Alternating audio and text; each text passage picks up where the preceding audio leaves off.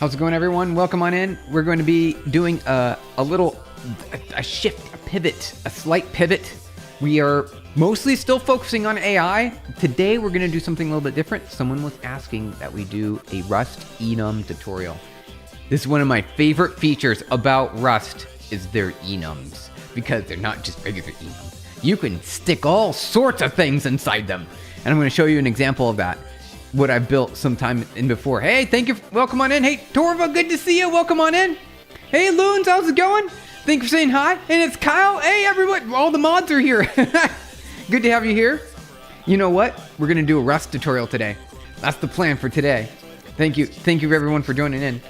So I've got a very early. Yep, you got here very early. You sure did. We're going to get going here on Rust today. Rust today. Someone was asking for it, so they're like, "Hey, should we do some Rust?" I feel, all right, let's do a little bit of Rust, and not only just a smidgen of Rust, but the best possible Rust. If you want the best combination of Rust, just at least my favorite. Cool changing from Python. I know, just for today, Unless we don't finish, I think we should be able to finish them. I think we will. I think we'll finish. Cargo init. This will be a Rust cache demo. I'll just say it Rust cache lib. Yeah, Rust cache. Now let's do it. CD Rust cache. All right. So we need to cargo add Tokyo. By cargo. Let's see. Toml. We need to do full. Dash features full. Is that right? Did I do that right?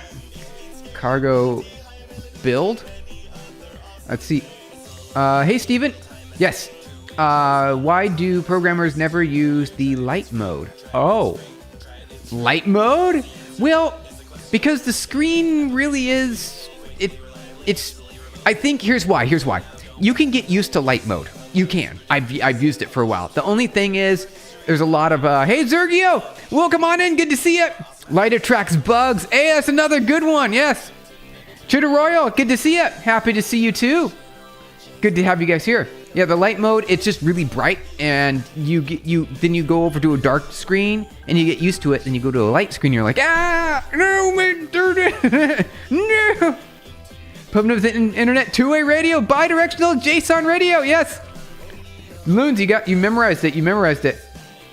Hey, it's so good to see you guys. All right. So Neva did back end, I did front end. Are you serious? Really? Kyle, that's amazing. Me and Neva had basically completed a Rust project to share, just waiting for to connect the virtual machine, and you didn't want to share the repo without Neva's approval. Oh, that sounds exciting, Kyle. Nice. Your keyboard memorized it. Oh, it did? Oh, that's right. You showed that video of it. You showed the video. You're like, hey, check this out. And the autocomplete automatically completed it. It auto-completed it. That is really neat. Okay. So, vi source main. Let's see. So, this is simple hello world. Let's see if we can cd rust. What was it? /rust hyphen ggg, please. Let's see here. Rust cache. There we go. Cargo run. Let's see. All right, so there we go. We got the hello world.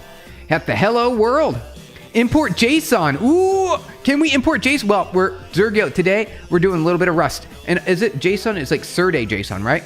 Is that the most common used JSON library in Rust? Serde JSON. We're going to do something really simple. By source main.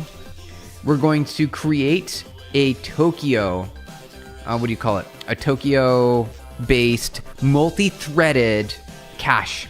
So that way, you can have all your cache stored in one thread, and you can share that memory across all the other threads efficiently. That's what we're going to do today. It's going to be really neat. Never used Rust in your life? I think it's not even in your PC. Well, you can do it. You can get it going. How's it going there, Niall? Good to see you. If this is real live, raise your fingers. Wait, raise your ring. No, well, I'll raise some fingers. You know that finger, right? Finger. I don't want to give anyone the wrong impression. I won't give you a wrong impression. How's it going there, gents? Good to see you. Hi. Welcome on in. Good to see you. Okay. Donut Dude, how's it going? Good to see you there. All right, so we're gonna get some going. We're gonna do some Rust today. Someone was asking for Rust, you guys, and so we're going to be doing some Rust today. Oop. Let's see. We're gonna use a collection hash map, and then we're going to use Tokyo because we're gonna do some Tokyo here. A little smidgen of Tokyo. Gens, yep, coding in Rust. Today we're coding in Rust. We mostly code in Python. Today we're going to be doing Rust because it was requested. They're like, hey, I want Rust Enums, and I'm going to show you the best of Enums in Rust. Something that you didn't know you could do. And I know most people on the planet don't know about this. They don't. I'm going to show you guys because it's great. Doing great. Infinite bless for all involved. Donut Dude sounds good. Blessings. All right. Use Tokyo async. This is going to be multi-producer, single consumer, and a one-shot. There we go. These are the only libraries we're going to import. It's going to be really easy. I like this right here. MPSC, multi-producer, single consumer. It basically says you can have multiple threads, which you do with Tokyo. And you can asynchronously and concurrently with concurrency safety, pass requests into a master thread, a main thread. And this main thread is going to hold all of our cached data. And so whenever one of your threads needs to access your cache, it can just call in. It can reference a one-shot, which is just a response channel. And it can fetch out data from a cache. It's really neat.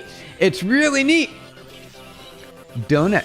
Oh, Zergio, I like your donut emoji there. Thank you for the hundreds, you guys.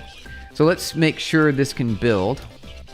Error, couldn't compile right. What? I didn't even do anything yet. Oh, wait. I didn't type it right.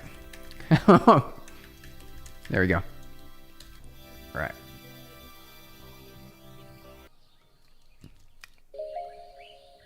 Okay, you guys. Here we go. Now it should build. Nope. Oh, almost. Gotta type everything properly. Wait, it's still not good? Did I type this wrong? I did. Here we go. Now we're good. There we go. All right. little Rust is very strict. It's very strict. I found my first reason to not start Rust. What is the syntax? I know. It's a little weird. I know it's a smidgen weird, right? How's it going there, GCA? Good to see you. Welcome on in. Amara Singh. How's it going there? Hello, world. We're doing, yep, you got it. Hello, world. You got to see there on the screen. You're excited for how Rust Enums could give more agency to Zero Claw and Solana, both Rust-based. Oh, are you talking about some blockchain cryptocurrencies? You got the blockchain cryptos going there? Okay. So we're going to create an enum. This is the best part of the entire stream right here. This is gonna be the best part. The best part of your day. It's gonna be an enum. It's gonna be the best part you ever imagined. We're gonna do that here in a second. So when you say, let's see here, 1 second. Yep. Okay. We need to say Tokyo plus crypto. Yep. Hey, Quantified Quantum, good to see you. Welcome on in. Good to have you here. The OpenClaw alternatives. Hey, Sigma Edits. Hello, everyone. Good to see you, Sigma. All right, Tokyo main. And this tells the main loop, for the main render loop, or the main run loop, is going to be here with Tokyo. There's an event base. So with asynchronous programming, it's essentially a really neat pattern. It's really neat. The operating system, it's very expensive to call into the OS to make things happen. You might want to write a file. You might want to start a timer. You might want to do a lot of different things.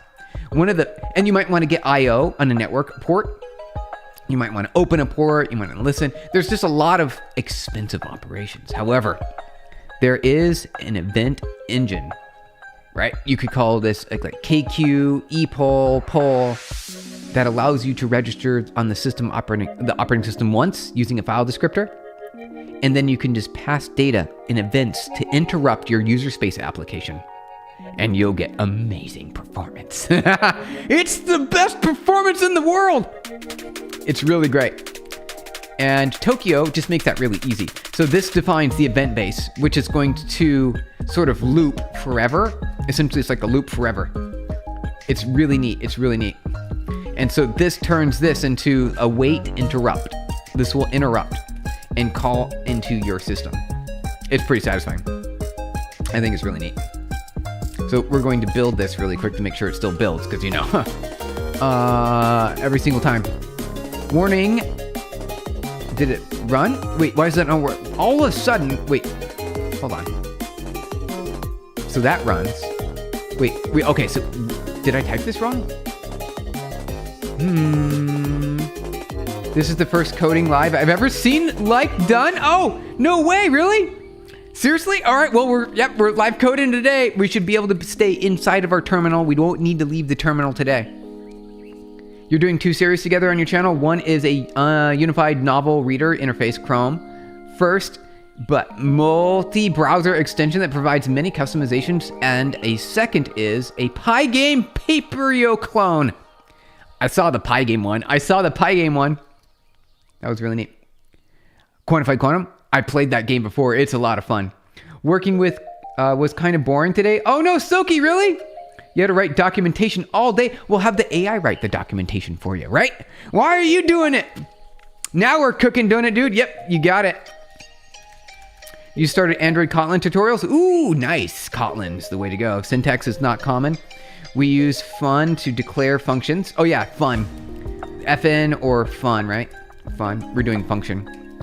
So why is this should work perfectly fine.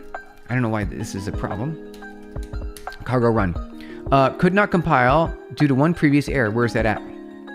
Oh, do I have to do like async? You forgot a little smidgen of a thing there. All right, there we go. Forgot to get that Rust async. Rust has significance. It is very significant. It is so strict. It is so strict. Okay, so we got that going.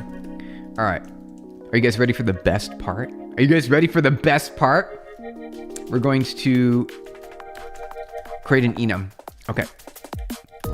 Request. I think, right? And then we get to define, this is an enum. So we're defining an enum called request. This is really neat.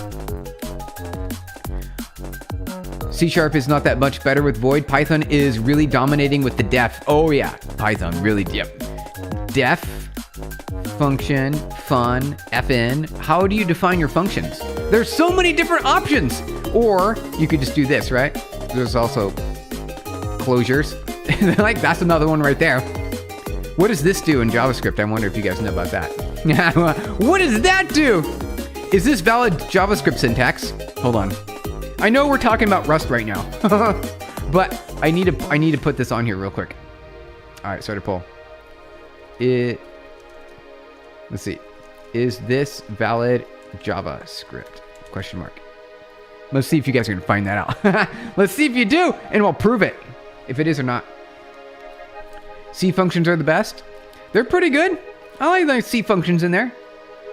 It's crazy how now developers won't affect language popularity, but training data available to LLMs will. Yeah, no. The world has changed over to the robots, you guys.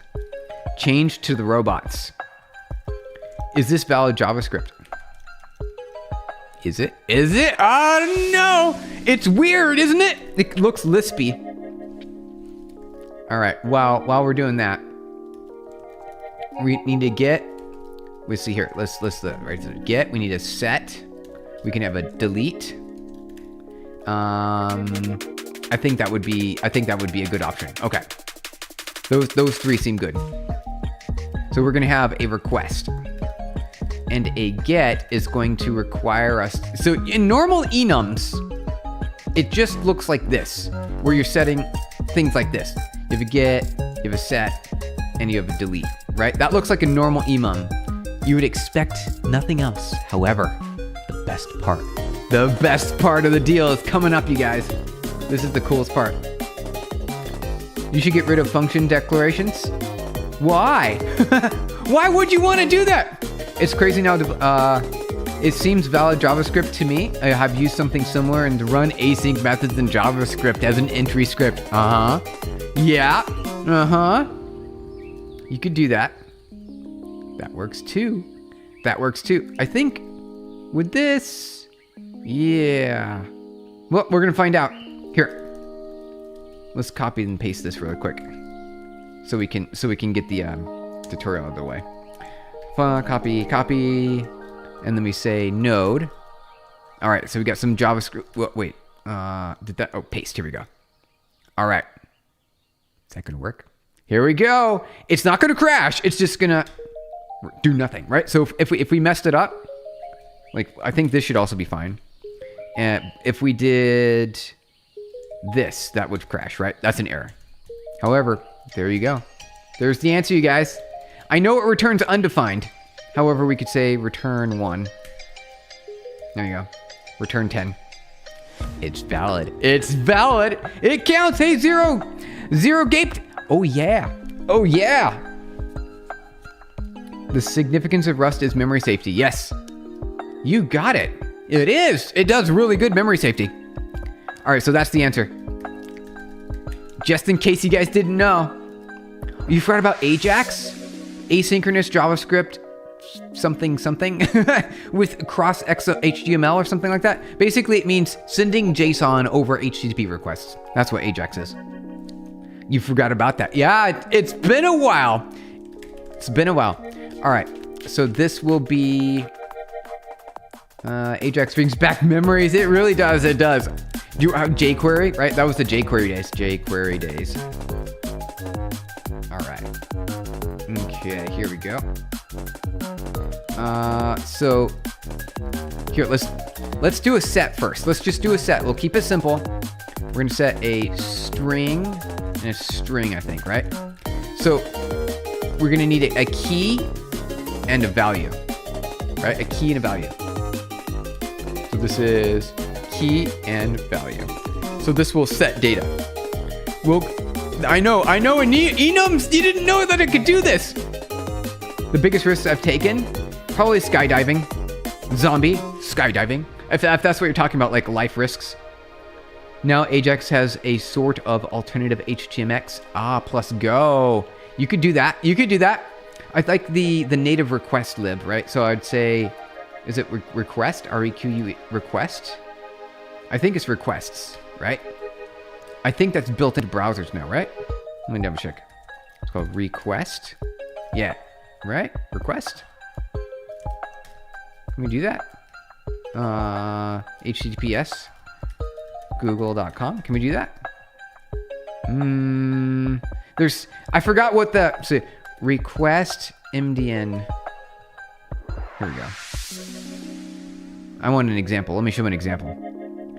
Okay, yeah, exactly. So this one's the easy one right here. There we go. Interesting. Do we have to await that? How do we get the data? Oh, we have to dot then. Yeah, so we can do an await. We can do an await on that. Interesting. You fell with style. Wait, I think fetch. Oh, fetch is the one. Yes, fetch. That's what I'm looking for. Fetch. Fetch MDN. That's what I want. I want the fetch API. That's the one. Thank you. Is there an example in here? Here we go. Fetch. Fetch. Yes, I want fetch. Where is it at? Window.fetch. Here we go. Much better. Fetch response. Let's do it real quick. Let's do this real quick. All right, so this will be fetch, await, and we'll do response. Oh, is there a CORS error or something there? Or does that not exist? Can we do that? Yes. Fetch, await, response. Yeah, that should be fine. Fetch. How about we fetch this right here? Copy link. Because maybe that favicon doesn't exist. Let's try that. There we go. Resp, R-E-S-P. Nice. Dot. Nothing. There's nothing in text but body. Wait. Readable stream. Okay, there you go. So you can get the image that way. Yeah. Thank you for the fetch. I forgot. That was really what I meant the whole time. I really meant the fetch. Use Arch. Hey, Foxbox. Welcome on in. Good to see you. Use Arch. That's usually the BDWs. Hey, Rebellion. Good to see you. Hey, Steven. This is interesting. Is it? All right. That's good to hear. We're going to be doing some Rust today because it was a requested stream, you guys. It was a requested stream. It was a requested stream. Zombie, past tense zombie, out of all your startups you've been a part of, do you think PubNub was going to be the biggest? I didn't know it was. I didn't know, because now we've got over 1 billion devices on my network. We have raised a lot of money, and we are making money. We're making money, you guys. We're helping a lot of the world. We are. We do telemedicine. We do food delivery. We do a lot of different things. Let's see here. So, yes, zombie, yes. I didn't know. And it just happened to be. The only gripe you have with web browsers on cores, it limits the possibilities in ways that are necessary, but I wish it didn't exist. I know, those hackers, you guys. Thank you for the party poppers. Those hackers. We gotta keep the protection going. All right, so I believe that should still build, right? Yeah, all right, so we're still building.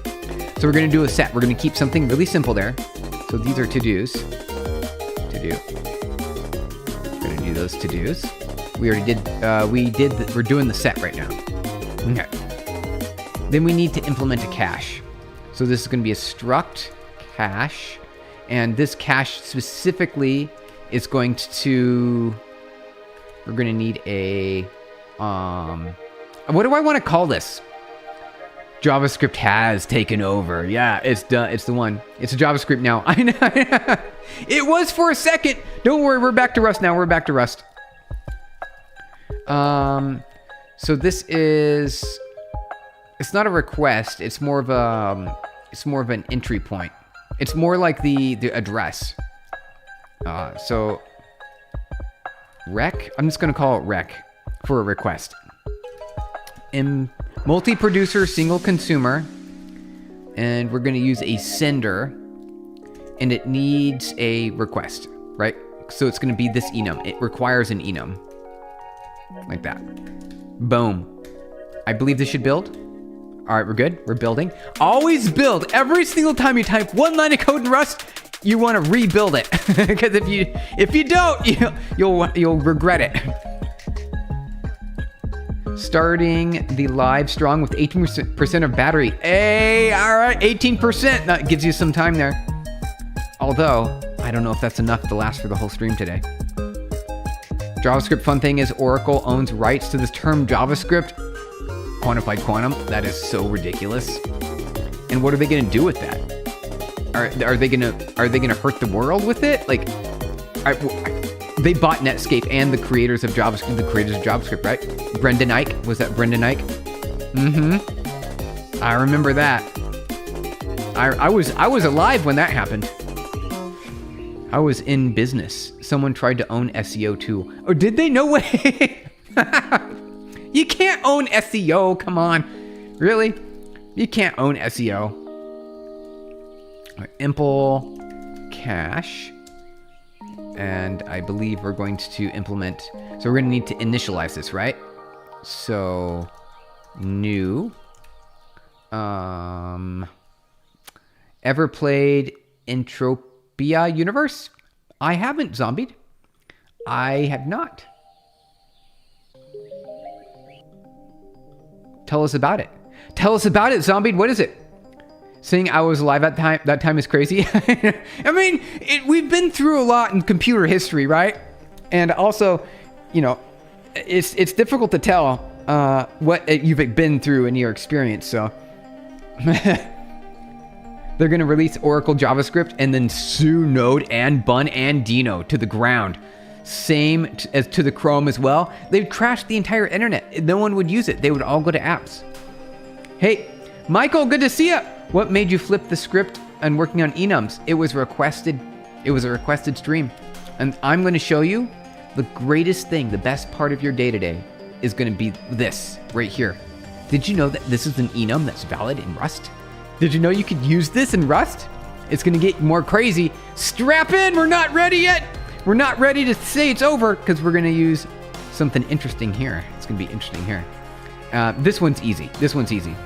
Delete is just going to be, we'll keep it a surprise. We'll keep it a surprise till later. All right, make sure that still runs. No, it doesn't because I didn't finish implementing. Okay. We need to return a self. And then we're going to say self, nothing. Let's see if that works. Let's see if this builds. Build every chance you get. See? See? Right there, I told you. Oh, because we need a request. Let's comment it out for a second to make sure. All right, there we go. Okay, there we go. Yeah. Okay. So we need to initialize a request here, and then store it forever. SEO, search engine optimization, short explainer in the link share if you're interested. Oh yeah, we should check it out. Why is that amazing? Why is this amazing? Because you can't do this in any other languages. For the most part, it's just really satisfying. And in Rust, you have to write code that is exhaustive for all your enums. Every enumeration must have code coverage. It's really nice. It's just so clean. I love it. That's why it's amazing. I really hope that the Pubnum Kotlin SDK is easy to use. It is. Our Kotlin SDK is a tier A SDK. We count that as a primary modern SDK that we treat as a top tier SDK that we need to support. If it's a tier A, that means it's going to be good. Michael, you don't know Rust? Well, strap in. You're going to learn my favorite part of Rust, which is the enums. The enums right here. So we need to create a new multi-channel here, a new multi-producer single consumer.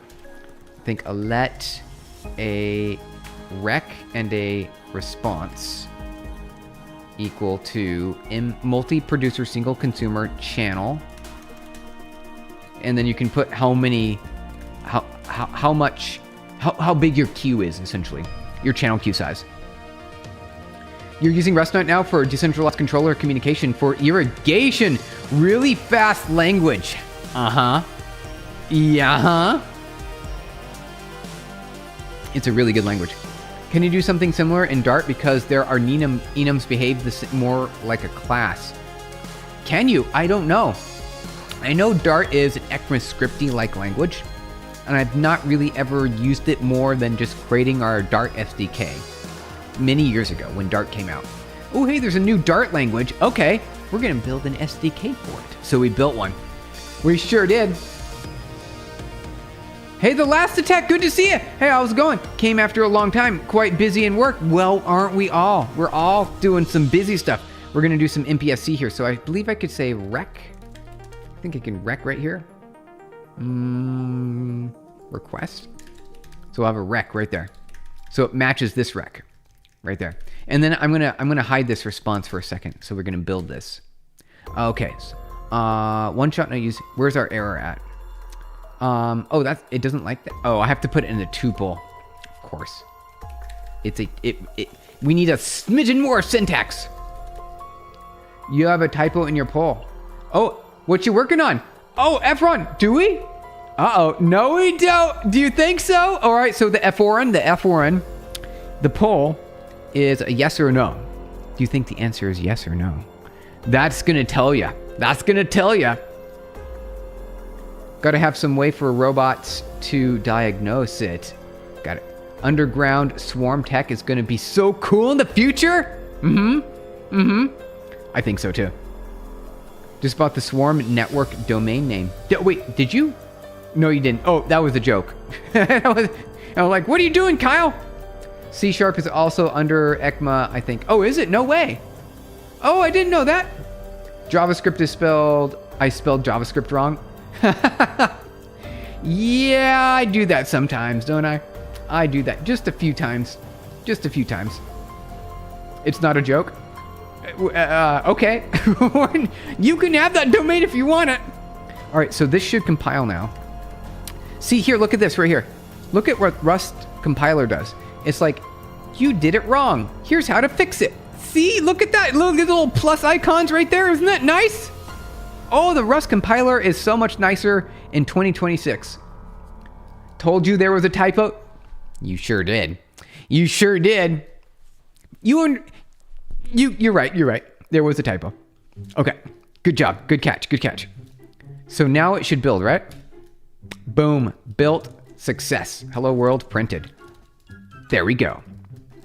So we need to do one more thing with our cache initializer. We need to take the response and spawn a Tokyo thread or a Tokyo greenlet that can be used to capture the requests.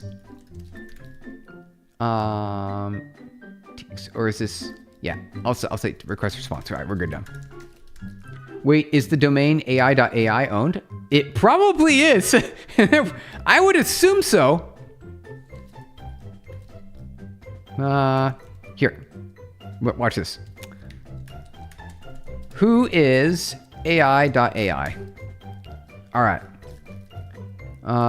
Princess Cloudflare. All right, what do we got? Someone in Arizona, private registration. We don't know who it is. They just bought it on GoDaddy. They bought the domain on GoDaddy. Dig ai.ai. And it's associated with Cloudflare. Huh. It's only got a SOA. So a name server. So it doesn't have a records. So there's no website to it right now. The suggestion of fix stuff. I'm trying to do that with your risk. Oh, your risk assembler. Ooh, nice. Very nice. Hey, Mark Lemon, welcome on in. Good to see you. What's up, brother? We're going a little bit of Rust today. We're going to be doing some enums, and I'm going to show you my favorite part of Rust and their enums. We're going to do the best we can. I'm going to show you how amazing it is. And we're starting with the simple first enum, which is going to be set. We're going to do a get and a delete. So it's basically, we're going to cover a request response, asynchronous, safe, concurrent cache. That's what we're doing. We're building a cache. Why does it say swarm network? I don't know. I don't know why it says that.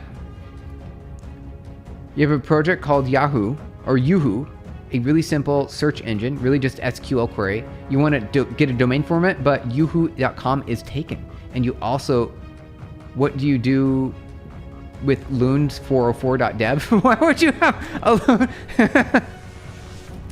I already have loons404.com. That's a pretty good domain name, although the 404, I don't know about that. Feeling a little rusty? Yeah, we are, Mark Lemon. Yeah, we are. A little bit rusty. Zombie, you're still using Python for cloud intelligence and coordination? Rust has been delegated to deal with the edge runtime and safety enforcement. Ooh, there you go. Hey, Yang Cheng, good to see you. Check my music. What's your music? How do you do that who is on the CLI? I didn't know you could do that. Yeah, so there's a who is, and then you can say loons, L-O-O-S. Loons, is your domain registered privately, or did you give it all your public information? So if I do a who is on loons, am I going to see your home address? You said loons. Wait, I'm going to go up here. Where was that at? Loons with 3 O's. S404.com. Should I do that, loons? It's private? All right. You said it's private. It looks private. Where'd you register this? VeriSign. No, you're probably not VeriSign. VeriSign. All right. Oh wait, I saw. I don't know if that was anything, but you didn't see anything. Need a Mac or a Linux computer? Yes, for the who is. Yeah, the who is. Which who is? Yeah, for this command. Although I believe if you're running on Windows, you could use Windows Subsystem for Linux, and that should work. Spaceship from Namecheap. Oh, Namecheap. All right, nice. Namecheap is a good one. Steven, you sometimes wonder why isn't there a processor with ARM cores for efficiency and x86 cores for performance?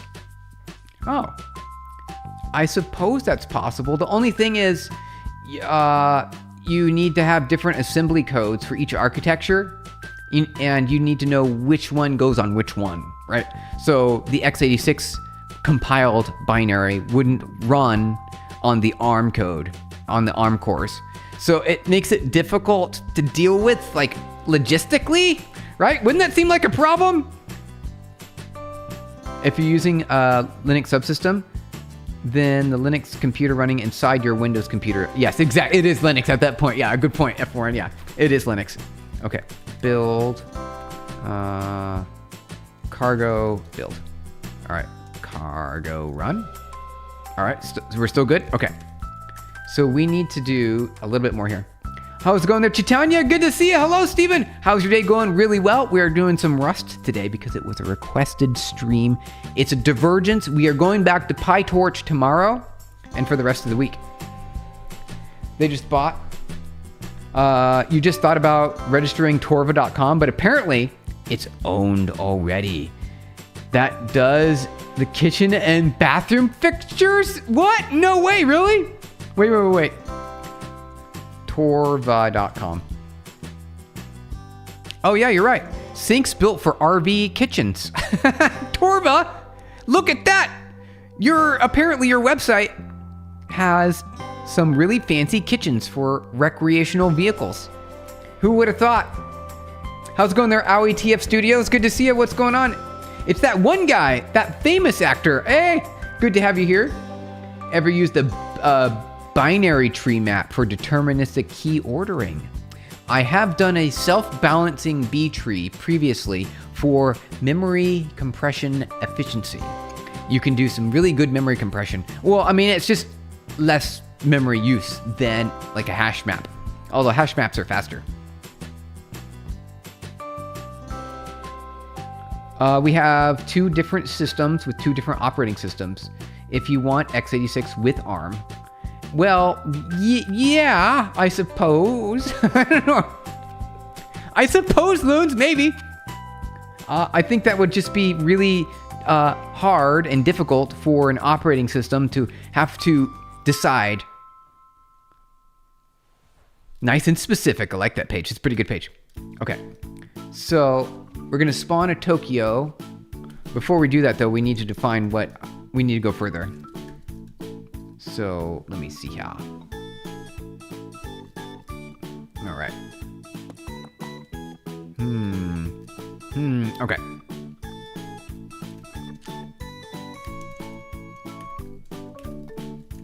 Okay.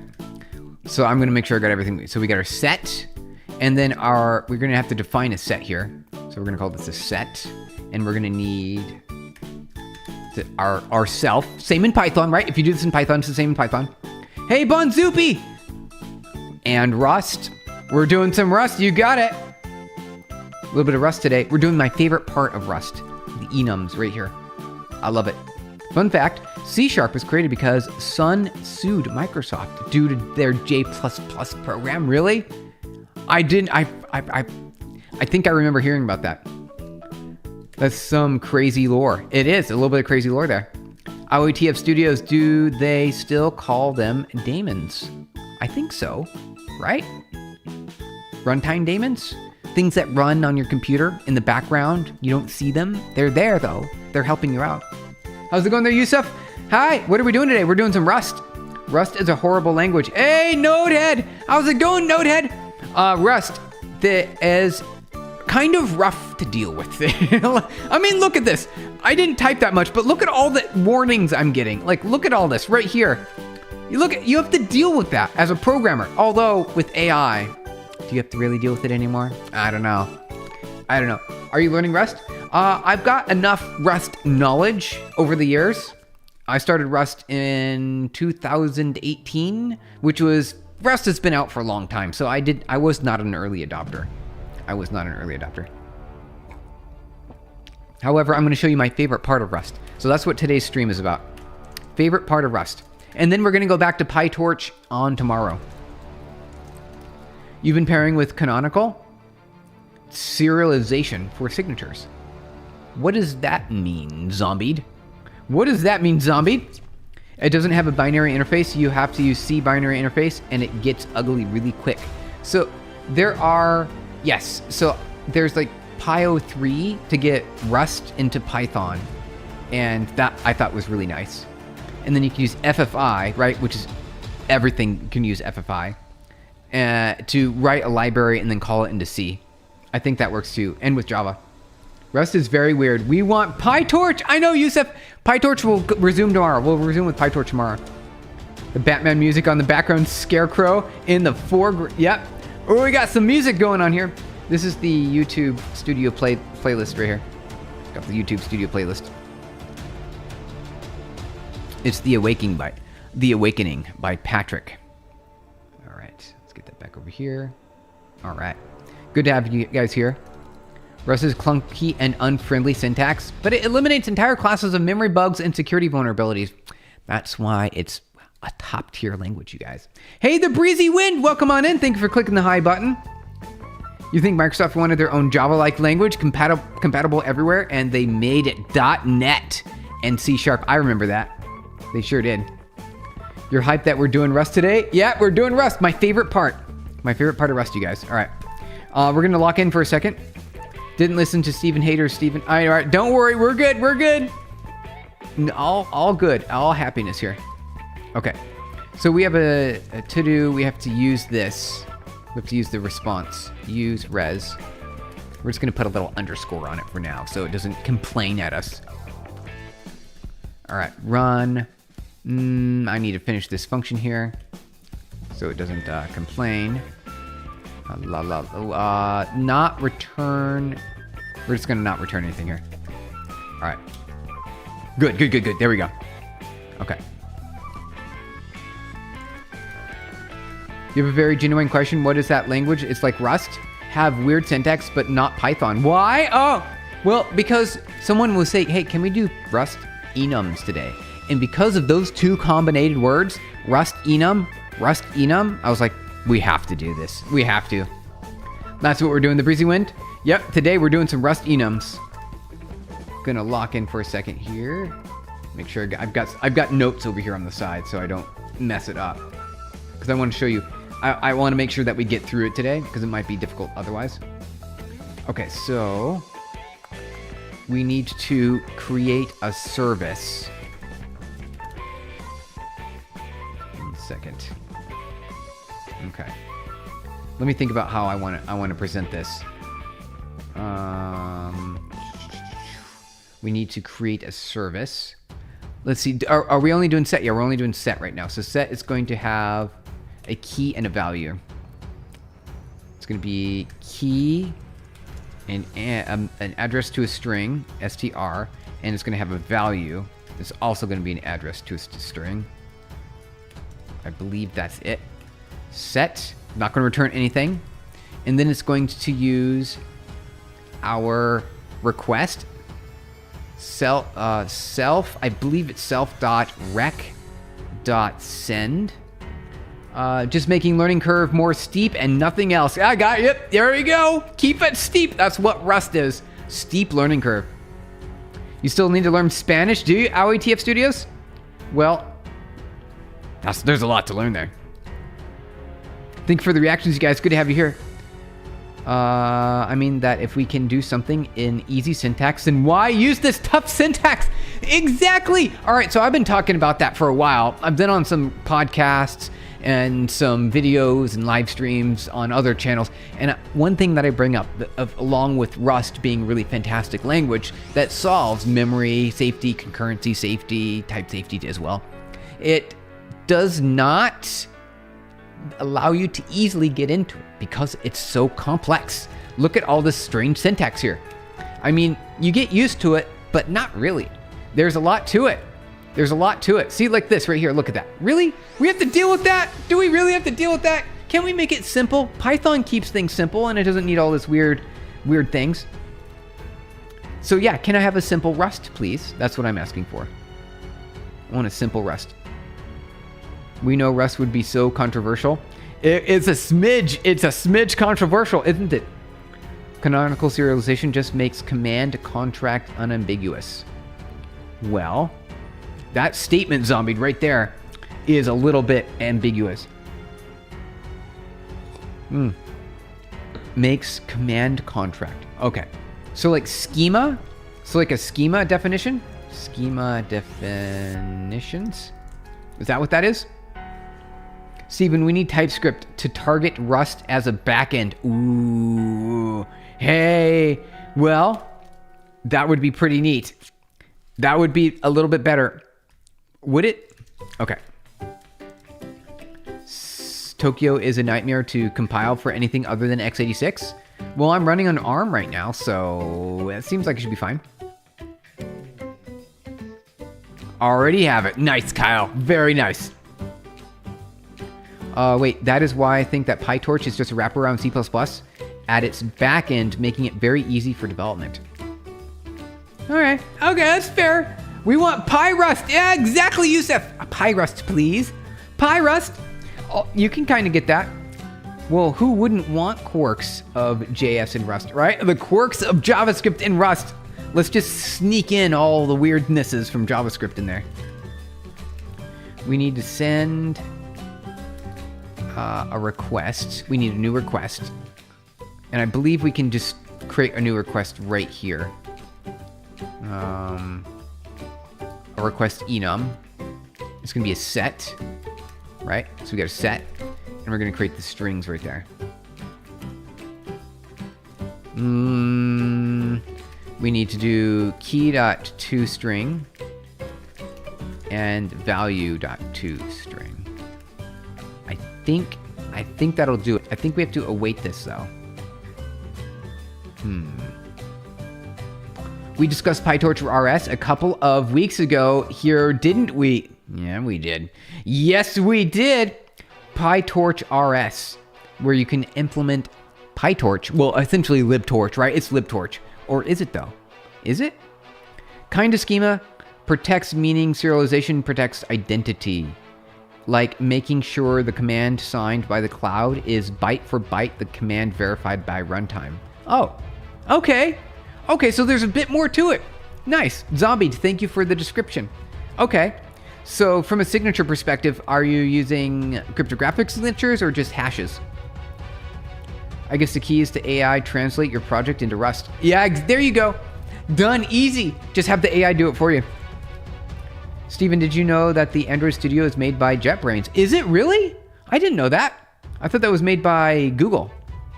Even Kotlin is made by JetBrains. What? No way. Steven, did you know there is an API in browser to make Shadow DOM, which is completely isolated from the real DOM? Yes. You used it in your stream today? Oh, Quantify Quantum, really? Yes. Yes, Shadow DOM.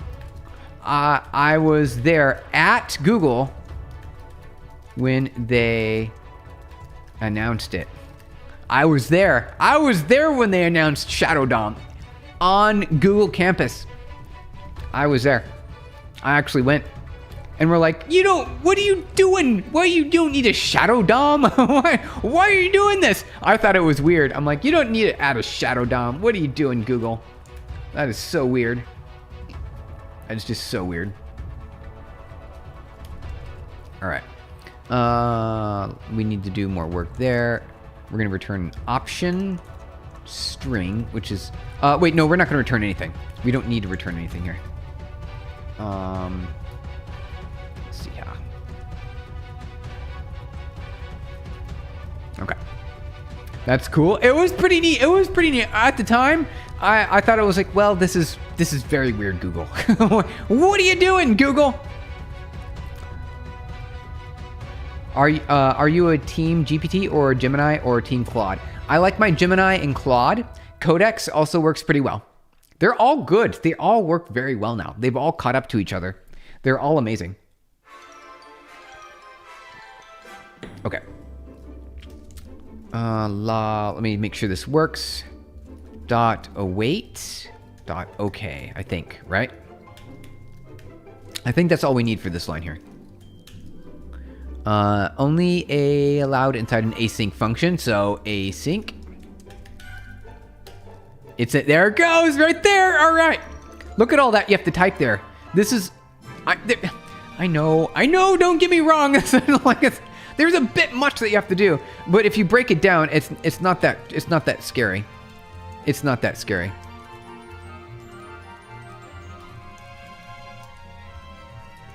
All right, there we go. So it's a little bit easier to read now. So we're sending a request. We're creating a new request from our enum definition here, which is a string, and we're going to send a key for the key to be looked up and a value, what the actual value is going to be. I believe that will run perfectly fine. There we go. Okay. Steven, what's up? Hey, how's it going? Ibrahim, welcome on in. Good to have you here. We're doing some Rust today. We're doing Rust Enums, the best part of your day. It's going to be Rust Enums today. Why does this look like a brain torture? Oh, owie, TF Studios? Well, that's because it's Rust. It is brain torture.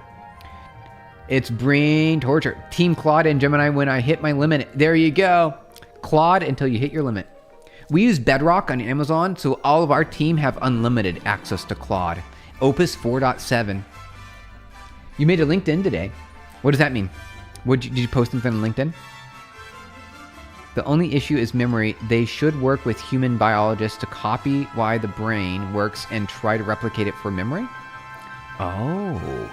Well, the human brain is a good architecture for memory because in order to use the human brain, when you retrieve information, you're writing information at the same time. It's a read-write operation. No matter what, every operation is a read-write at the same time. So that does not work well for systems that you need to have record for. We need systems that are better than human architecture brain. A read-write is not good enough. String, from the cables to my haircut. Oh, all right. No, I made my LinkedIn account today. Oh, well, it took you long enough. You needed to have a LinkedIn account a long time ago. What are your thoughts on Claude Mythos and how it escaped a container? I'm genuinely scared for cybersecurity. Well, I think we're okay. I don't think it's a dire scenario right now. I think there a lot of marketing fluff and hype is going with it. A lot of marketing hype. I don't think it's worried that much. I think we're okay. I think we're a smidgen okay, you guys. I think we're fine. Don't worry about it. I think we're okay. Nothing to see here. Well, everything's fine. Don't worry about it. So Claude very typos are intentional. Oh, so me no very Claude. Oh, Loons. All right. Yeah. Don't worry. Jim, have you tried Jim before? I think that sounds like it's a really good one. All right. Cybersecurity. Okay, you guys. For authority and hashes for fingerprints. Okay, got it. Zombie, thank you for answering that question. Thank you. The AI escaped the CSP facility. Oh, it did. It did. Okay, let's make sure this still runs. All right, we run. Okay. So very clean and easy to understand. You're taking an MPSC, and this is going to be the requester, which is going to be one of the multiple processors, right? You can have multiple producers in a single consumer. Right? We need to define the consumer here. We need to create a cache service. The cache service is going to create a new cache, I believe, and a hash map. Shouldn't we have a hash map here? Shouldn't the hash map be here, I think? We'll deal with that later. We'll try that later. We'll try it later. Okay.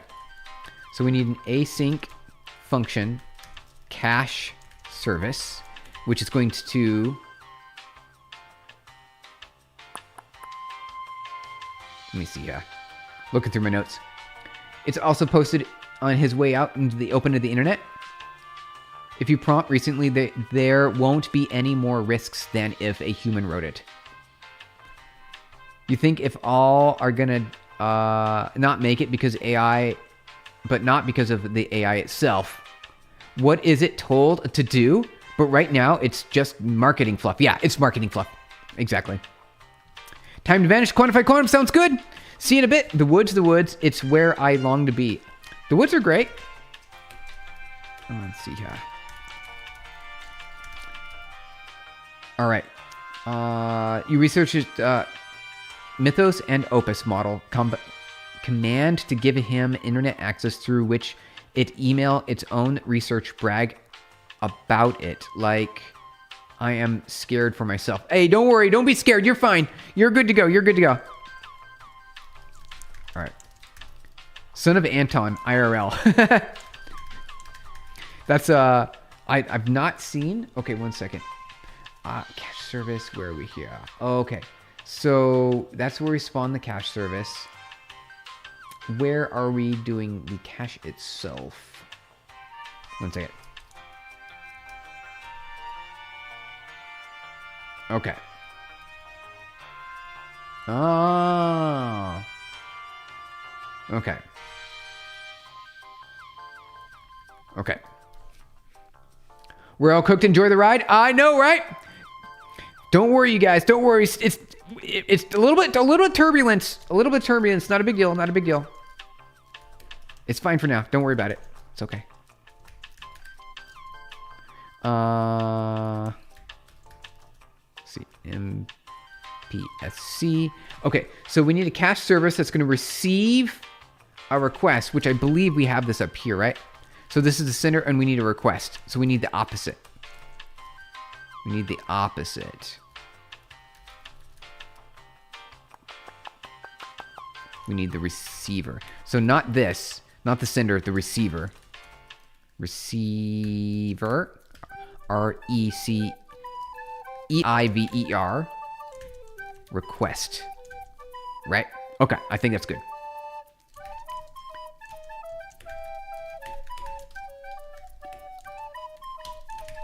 Maybe a little bit of a big deal. We should pay attention to it. Don't get me wrong. You're right, Bonsupi. Like, we shouldn't say, oh, nothing's happening here. Nothing to worry about. So, a smidgen of attention, right? A smidgen of a big deal.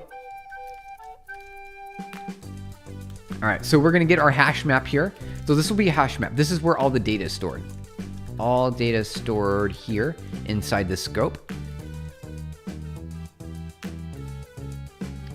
And we're going to be creating a new loop to rescind on a receiver, which our receiver is going to be here. This is the receiver. RECEIVER.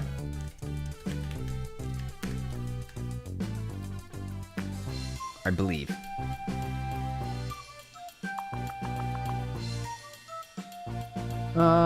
Maybe. We're just gonna say res for now. If we get complacent, we're cooked. Oh yeah, make sure.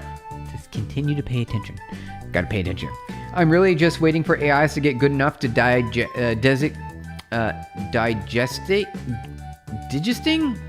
What does it mean? Digesting physics data. Oh, so we can make a predictive fall detection operating system. What does that mean? I have no idea what that would be. What is that? How's it going there? Just keep driving. Welcome on in. You stopped using social media for a while, and I felt better mentally and physically because I didn't have to see people complaining or pushing delusional lifestyles at you. Spread the word, bird. Hey, just keep driving. That's actually really positive, isn't it? Yeah, stay on the positivity. Don't get stuck in the loop. NPR, National Public Radio, is very good at getting you into the doom loop. It is so good at getting you in the doom loop. Stay away from the doom loop, you guys. We're all attempting to build superhuman intelligence after all. Just a smidge. Yeah, don't worry, just a little bit. Operating system can flash with free RTOS.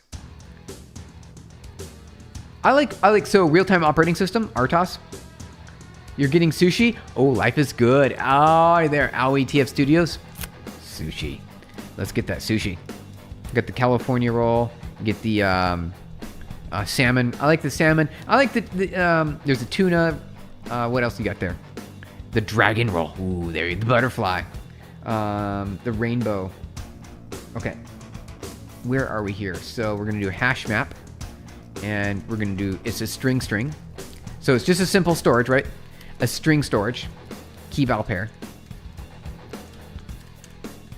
Okay. So cache service, and we're going to create a while loop. This is going to be our interrupt. So this is going to allow us to receive requests from any thread and then respond to them.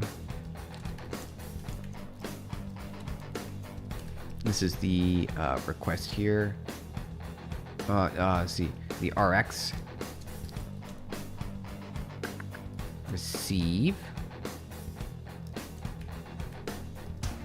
Zombie, you're saying for whatever sensor, like fall predicting. Oh, yeah. Oh, got it. So tilt sensor, right? What are gyroscopes? You can see when it hits like a certain degree. Fall sensing operating system will make it easier for people to build. Yeah, well, we already have that, don't we? See, this is why I thought it was weird, because we already have that. This is not new stuff. This is very old. It's been around for a long time, for decades. I don't think that's new. You can just use any operating system. It could be any RTOS or whatever, and you just have a gyroscope sensor, and you just capture the floating point through the I/O on whatever is the address for the port on the board, right? That's really straightforward. I know we're talking about physical development on real boards here.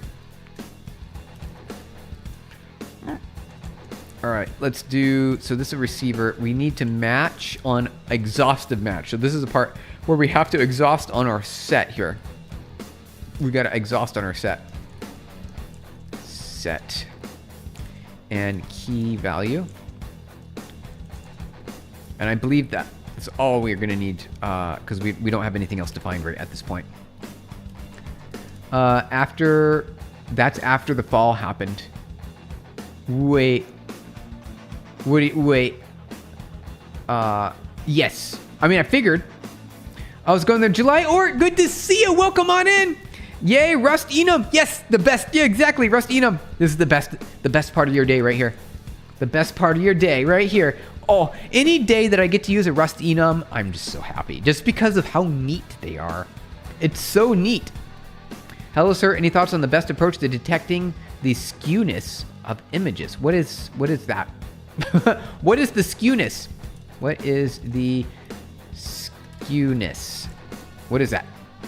I don't know what that is. You're talking more like stopping the fall. Oh, before it's happened. Before it happened in that 20th of a second or so. Yes. Okay. Well, you know when a fall is occurring. Now you need a mechanism to prevent the fall, like some sort of kickstand or like maybe a balloon that inflates rapidly to prevent damage.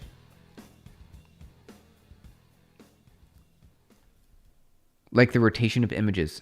Oh, yeah, you could do that.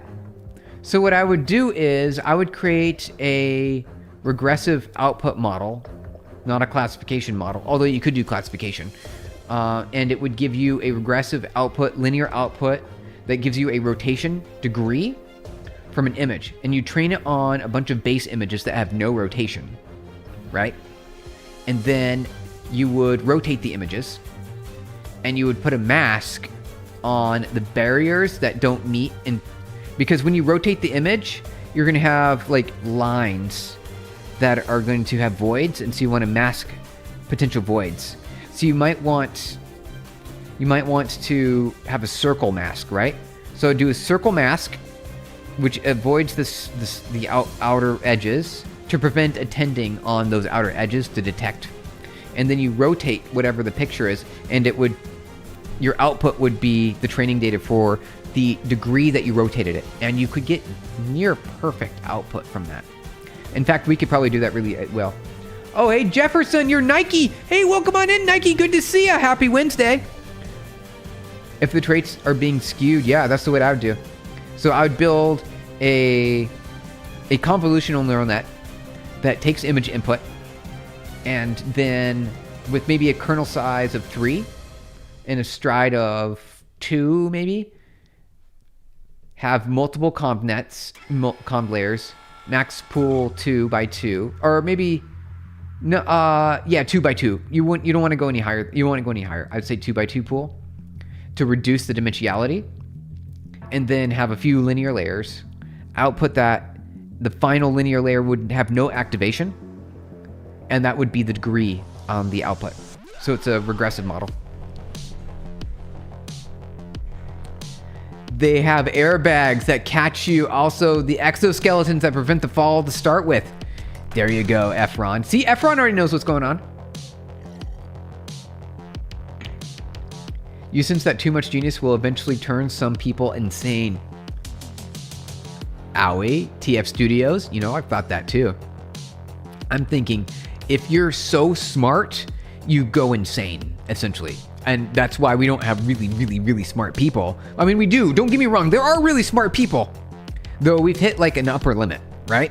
And I think if we go too far, then that person just can't handle reality anymore because they're just so smart. Mr. Dungwell, thank you. Yep, you're welcome. You're welcome. All right, let's keep going with our code here, you guys. We're coding now. You saw one guy on YouTube it happened to? Ooh. Oh, you're on Twitch. Oh, Loons. I don't have my Twitch chat up there. Steven, you're lonely here. Oh, hey. Coder. Oh, wait. Zergio, thank you for the $1.99. Steven's the coolest coder. Well, thank you, Loon. Thank you, Zergio. Zergio, at Zergio. Thank you, exclamation point. And then we will do some party poppers. Zoom, my gratitudes to Zergio. Zergio42, thank you for the $1.99. Thank you very much. That was a really good super chat you just did there.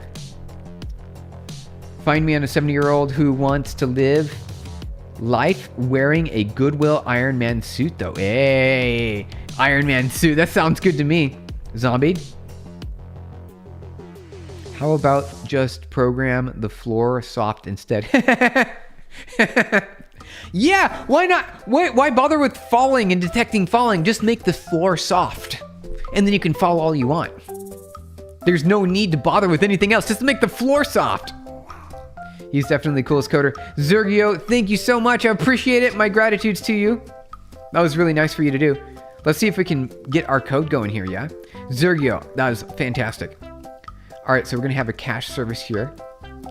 It's about how you fall. Oh, is it? Is it? Okay. We've got a request, match. Okay, so what do we want to do inside of here? It's spinning the cups instead of the spoon. What does that mean? What does that even mean? I don't know. I don't know. You have depression and an IQ of 152, if that's what you mean. Bonzupi? Okay, so you're on the edge then. Yeah, you're on the edge of the ultimate super genius, right? You've got a high IQ, and the higher your IQ is, it is difficult to not be depressed. You make my learning fun. Oh, Zergio, well, thank you. Appreciate it. Yeah, that was really nice for you to send the $1.99. I appreciate it very much. All right, so we need to... So we're going to update. We're going to mutate our map here. Map.insert key common value. I think that's all we got to do. And then this should build or not. Okay, we got an error somewhere. Did we type that wrong?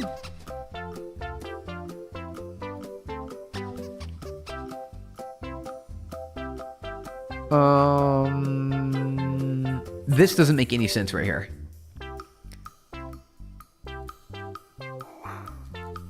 Oh wait. Oh wait. Oh, right. We gotta match the request. There we go. There we go. Okay. So we're matching on the request. We got some request from the receiver. We're matching it. And inside the request is going to be an enum. Our good friend, the enum right there. You're thinking of a cane or something would be better? Well, if you could make the cane go activate fast enough, yeah. We also could put nutrition back into the soil. We grew our food of, instead of just the 4 elements every time. We mostly need nitrogen, right? For soil enrichment. Because, or you need the microorganisms to be able to activate and produce nitrogen, which is more of a natural organic approach. Or you can just shove nitrogen into the soil. Because reasons. That's what Rust is for. Is it? We are nutritionally starving ourselves of the essential trace minerals. Oh. Well, we're going to use Rust. You think Rust can definitely take the performance in order to activate a cane quickly enough. It can. All right, so let's see if this builds now. Yeah, there we go. All right. We're making our way, you guys. This is great. Okay. I'm really happy about this. All right. So we're making progress here. We're making progress. We've almost implemented a full production ready. Like, this is actually a production. This is something this is where you won't find on other streams. This is, you will, there's a few other streams, don't get me wrong. This is a production grade, production ready cache engine that you can use in your Rust for unlimited concurrency safety, unlimited memory safety. Like, it's gonna touch on all the things that you'd want. And it's also one of the most clean implementations of a multi-threaded cache sharing engine. It's so much so that we actually use it at my company. And I'm giving you the secrets, you guys. I'm giving you the secrets right now. That's your next startup idea, Steven. When you're bored with PubNub. Hey, all right. Get those Rust going. How do you do the keyboard overlay? The keyboard overlay is it's a feature here in Mac. I'll show you. There we go. So it's this little accessible keyboard option right here. If you can see that. Accessibility keyboard. It's really easy, and then it just shows on the screen. And I'm just using that because it shows what I'm typing. So that's it. It's actually really easy. It's not complex. Really easy. It's like a $16 billion industry. Okay. We get a little bit of the industry. That's genius. See, right? It's a good idea, right? It's built into the Mac. We don't have to install any extra software. Yeah, I think there's some untapped potential of those exoskeletons when it comes to elderly care, Torva. All right, that could be the next one, you guys. We got to do something at some point. Okay, so this builds. We're working. We're doing good here. We're doing good. Now, where are we at here? So we've got our cache service. Here, let me close that so I can read a little bit better here. So we've got our cache service here. It matches on our enum. And it inserts. Our cache service is insert only.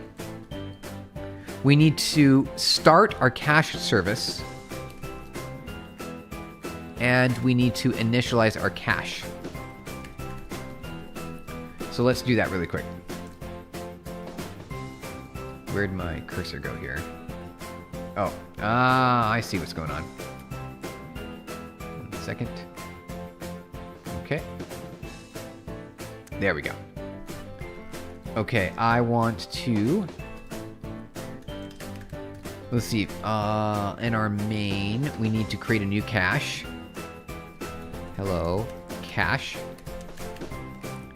Say, let cache equals cache new. This will initialize our cache. And let me confirm this still builds. CD desktop, wait, CD desktop Rust cache. And then we're gonna do a cargo run. Okay, we're still good. We're still good. You know, I've got a better idea. Let's open up a second window over here. Rust cache.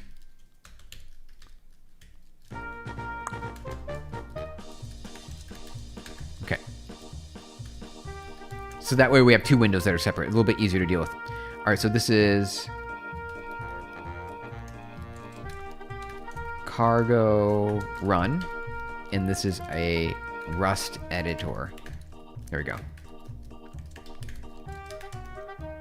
Let's call Bim. We'll call it Bim. Hey, Savon! Whoa, how's it going? Happy Wednesday, yo! Savon's here, you guys. Hey, y'all, it's pretty late for me. I'm here. Been a while, just dropped on by to say hello. Good to see you, Savon! Welcome on in. Yeah, we're doing some Rust today because it was requested.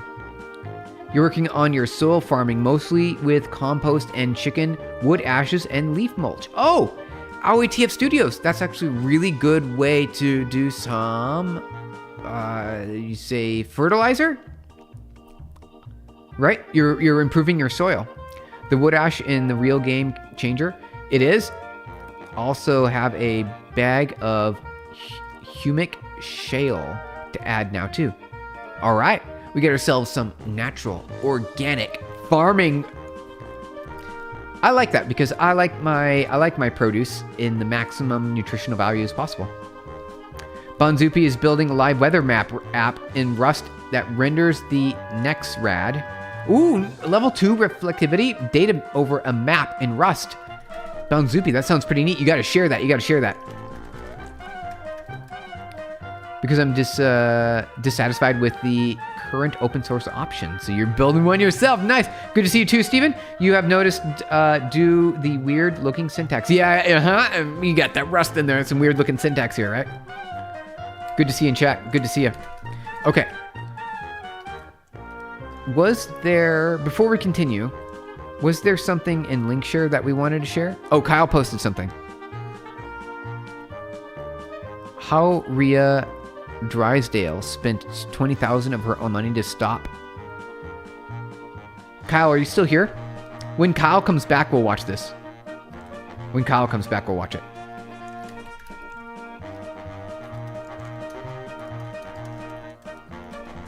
Watch the video. There we go. See here. Good to see you all. Your community may be the most innovative people I have ever seen in code-related YouTube ever. Really? Hey, you guys. Mr. Dungwall saying, you guys are fantastic. You are all exceptionally unique to the community. True. It's true. You're all doing some really amazing things. All right. Oh, Savon, so what I'm doing here with Rust right now, this is actual code that we had in production. And this pattern is a great pattern, multi-producer, single consumer, enum pattern that is one of my favorite, the best part of my day here, working with Rust Enums. It is a thread that holds all the memory for a very large cache that you can access from all other threads asynchronously in the Tokyo runtime. You got excited over everything. I'm impressed. Yeah, there's some exceptional folks here. It's some exceptional things here, you guys. I'm the fun guy, not the technical one. Oh, Loons, are you? On Windows, there's a on-screen keyboard that does the same thing. Nice. Very nice. We are impressed. Wow, nice. Wow, nice, you guys. Okay. Let's see if this still builds. Okay, we're good. So we've got our cache here. We got to use it. We got to use the cache.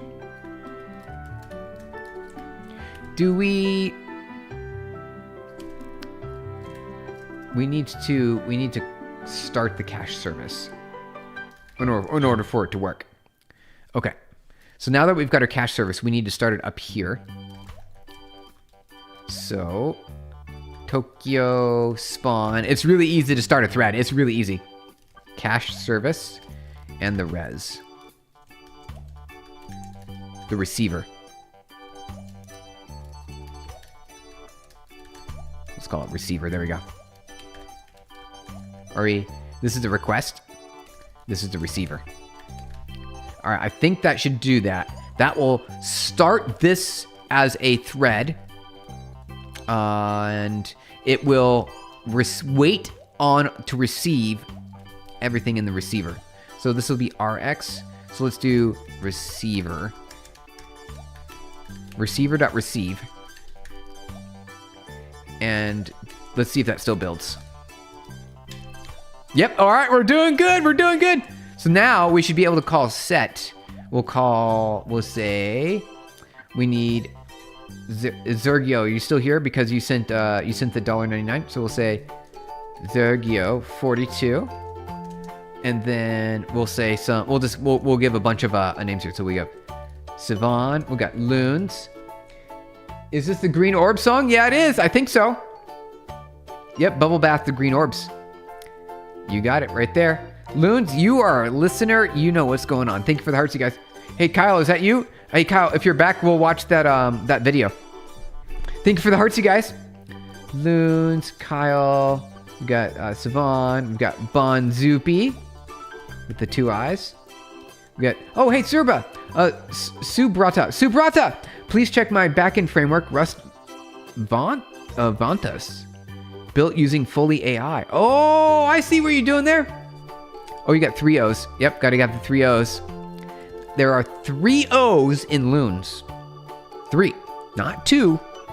3. 3 O's, please. Steven, see my question regarding the pattern being the other way around. I missed the stream. What is the end build goal?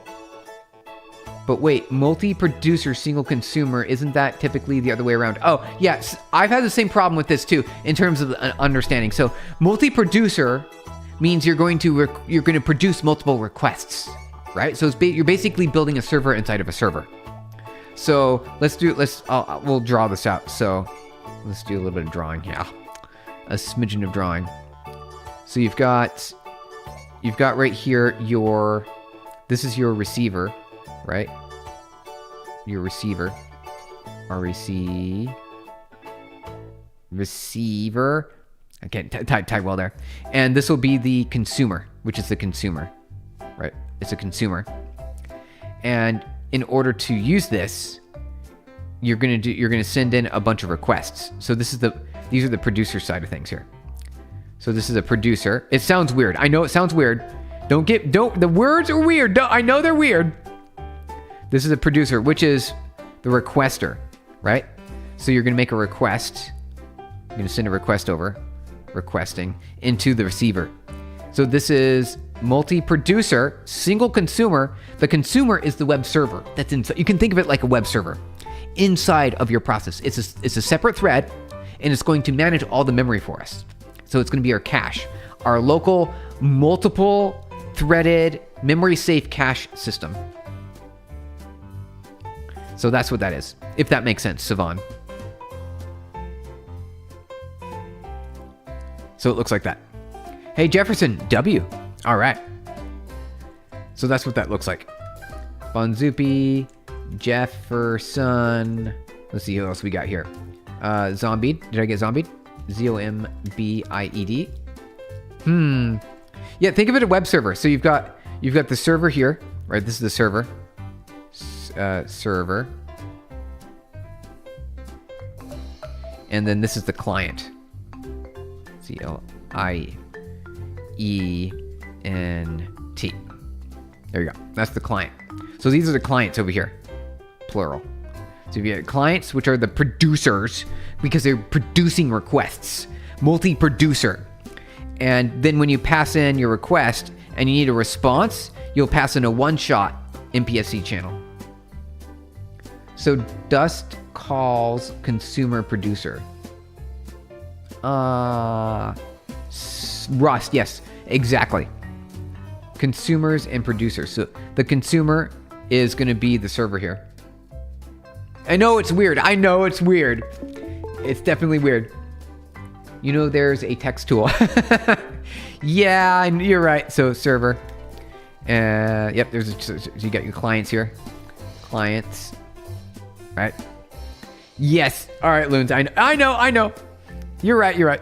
Server, receiver, multi-consumer producer. Best channel ever. Hey, Jefferson, thank you. Appreciate it. Exactly. Client polls consumer to the producer server. Yes.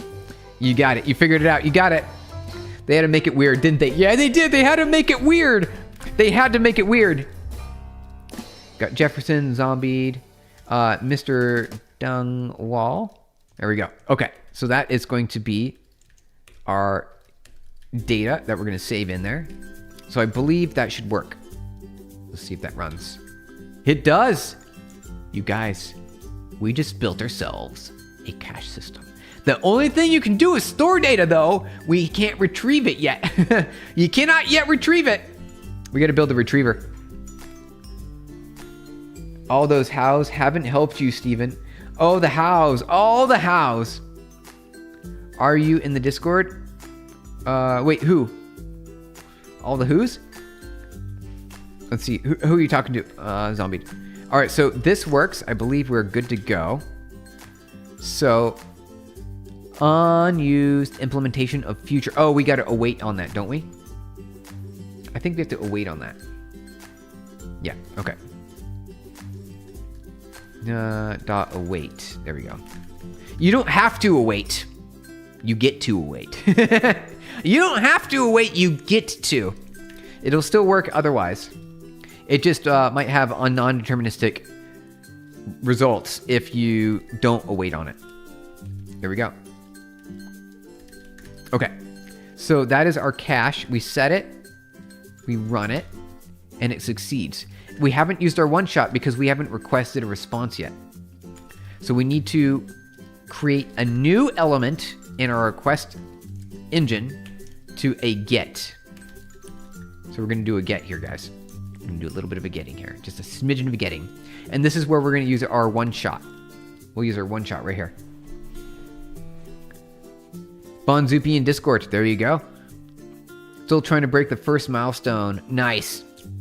This example now tells me that the better than reading a tech book about Rust, you need to read a piece about its philosophy and terminology. Yeah, they made it weird. They sure did. And it took me a while to figure it out when I was doing this. However, it ends up being a beautiful design pattern. I love it so much. I love it a lot. Okay, so we need to get the key, and we need a new one-shot. We need a one-shot here. And the one-shot is going to request a response from the sender, which is going to include a string optionally. I think that's it right there. I think that's it. So now we need to implement this. If we compile, it won't compile because we've not completed the full pattern. We got to do that right there. Yeah, Jefferson, yeah. Understanding the meaning behind syntax mogs. Learning a single language at a time. There you go. It takes some languages have things that are patterns that you can use in other languages. However, you just need to know what the right thing is to say. So let's implement this request get here, you guys. Let's implement the request get. Let's make a placeholder. Let's try that really quick. It'll be, where is that at here? Where is that? We need it here. Okay, match. In our match here. Request get underscore underscore exclamation point to do. Right? Is that how that works? Or oh, the other way around. Okay. Okay. So can that work now? Will that build it? Okay, it builds. However, now we've got a to-do. We got to implement here. We got a task, you guys. So this will be the key, and we need to have another. Bro, can you do Mythos AI? Oh, hey, TTF Bunny, how's it going? Good to see you. Ooh, I don't have Mythos yet. I don't have Mythos. However, I'm not sure if it's really going to be all that impressive. I think it's going to have some impressions. I don't know if it's going to be that amazing, though it might be. It might be. I'll let you know when I get it. You have it, TTF Bunny? No, you don't. Really? Do you? Tell us about it. Steven, would you agree Golang is a step forward, better than Python for stability and efficiency, but with a rich ecosystem while Rust is still trying to catch up? One thing I like about Golang is its batteries included for microservices, specifically built for web services, including gRPC, HTTP, JSON, all the things that you need to marshal in your channels. It's really great for creating a microservice. Fantastic, especially with the Kubernetes world, which is why Kubernetes is written in Go. Kubernetes is written in Go. So I would say Golang is a step up from Python, yes, from that perspective. You got it. Oh, when something works in a program, just print green, not orange or warning. Oh, yeah. I see what you're saying there. Well, we do have some warnings though, right? We got a warning right here because we need to implement this. It's unimplemented, you guys. It's unimplemented. We got to take care of it. Did switching make it faster? Zombie. Did you actually originally write pubnub in C? Yes, I did. Yes. Yes, I did. Zombie. Yes, originally in C. And it still has component, one last component in C. And we are working to replace it with Rust this very moment. The team is working on it. The team is working on it. True, bro. Also, you found, did we switch to make it faster? We switched to make it easier to build new features. Because C was already plenty fast. Rust is going to give us not much of a boost because we've already optimized it a lot. We want to maintain that performance. We've already had really good performance. And now we want to add more features. So that's why we're switching over to Rust. Because it makes it easier to develop while you've got a production app. Also, you found some cool stuff for the browser integrations and automation. So, reminiscent of Python. Think Playwright on Chromium. Oh yeah, Playwright, okay. So you guys gonna throw a party once it's all replaced? Yeah, pretty much, yeah. We should celebrate. We should celebrate. Yes, we should celebrate. Posted a first peek screenshot in Discord, Bonzupi. Let's take a look. Whoa, what do you got over here? This is all I've got so far. Not looking too great yet. I don't know what this is. What is this? It's pretty. What is this? You have programmed your My Mythos AI auto update after learning in 24 hours in the same way you have teach your My AI for hacking system.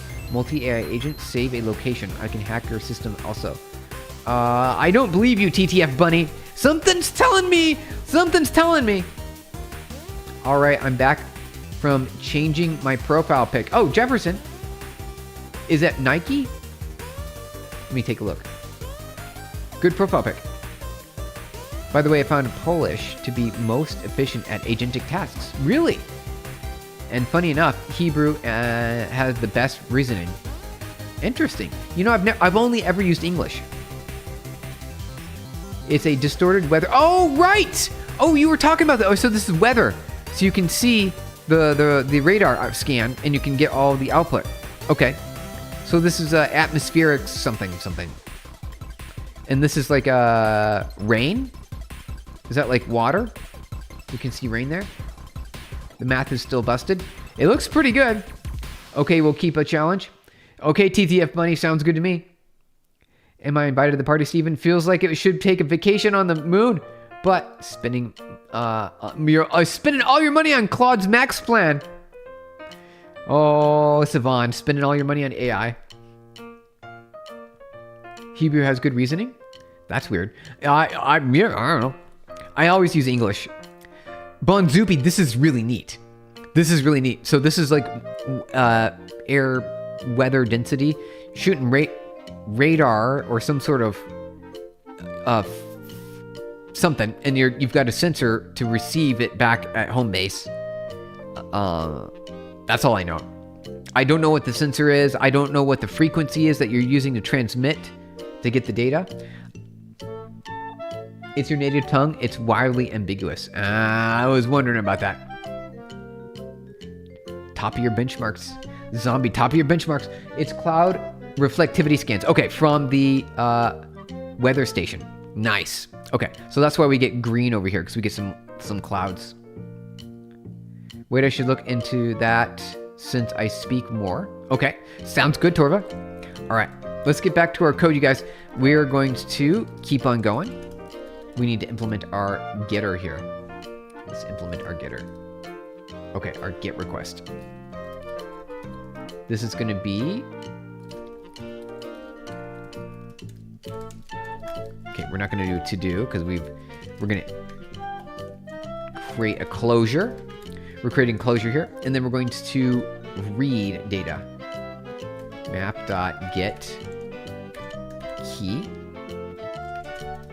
We're going to clone it so that way we can pass it up the chain. Send. This is the one shot right here. Reply one shot. Right, that's the reply one shot. Okay. I think that implemented it. Okay. Do we need to do anything else? Am I missing anything here?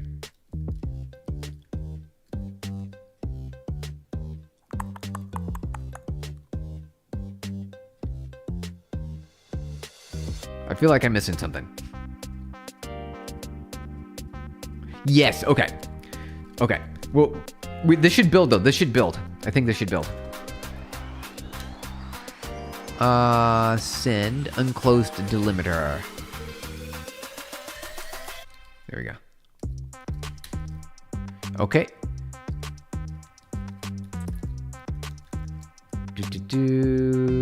Looks good, looks good.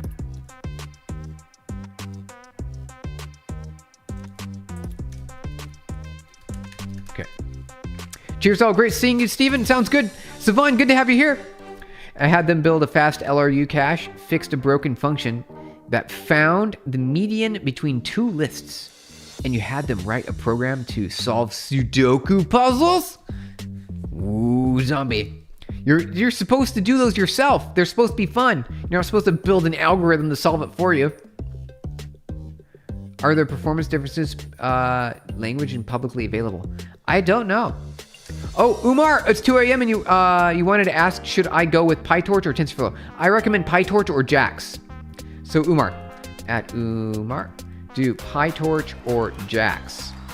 And one is Google, the other is Facebook. I recommend between those two. I'm more familiar with PyTorch, and I do want to study JAX as well. I haven't yet tried JAX. So I recommend between those two. TensorFlow is like the older version, right? Google is now mostly focused on JAX. So if you're going to say PyTorch or TensorFlow, definitely go with PyTorch. However, if you wanted the Google ecosystem, go with JAX. That's easy. It's an easy option. All right, let's keep coding, you guys. Where did I mess this up? All right, so this is correct now. Are we good now? Are we good to go? Yep, we're good to go. All right, so we covered that match. So we've succeeded at recovering the match. Now we need to implement the ability to call our cache.get. Let's see, we're gonna call, we haven't implemented it yet. Let's see how. We're gonna have to use an iflet. Value. And we're going to say Zergio 42.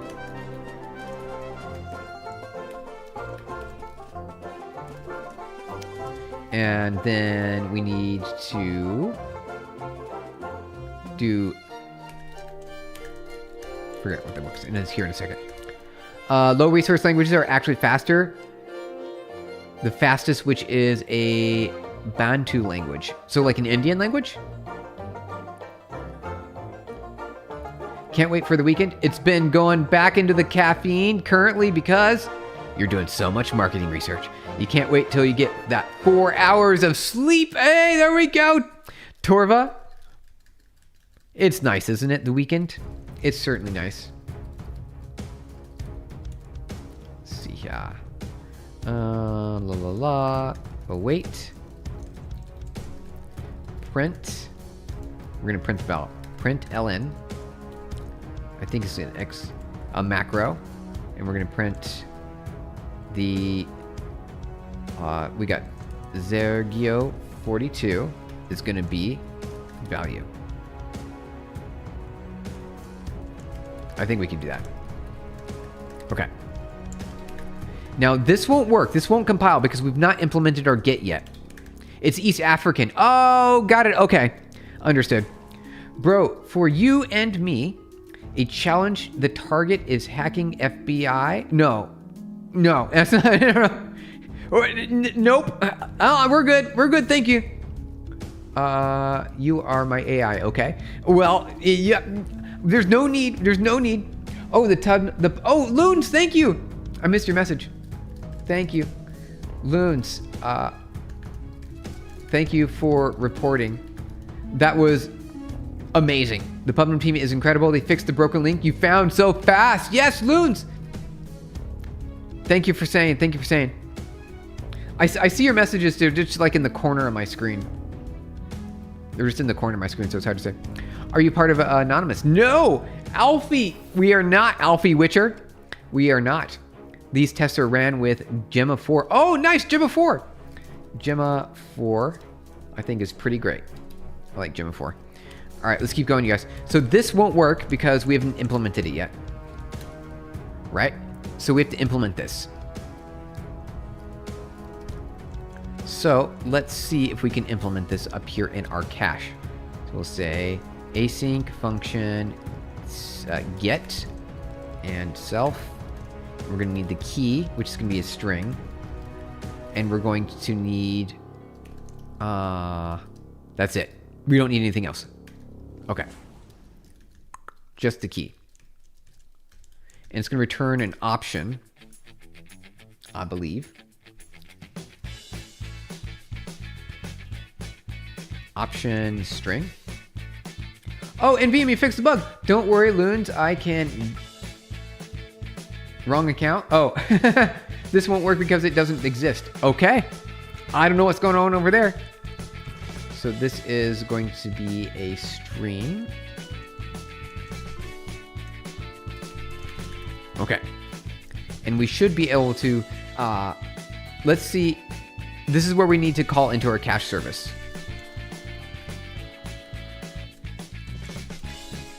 Just kidding. Oh, thank goodness, Alfie Witcher. I was wondering, you have to learn a lot of math to be good coder? No, you don't. See, as you can look at the screen here, there's not a single line of math anywhere. There's no addition. There's no subtraction. There's no math. There's none.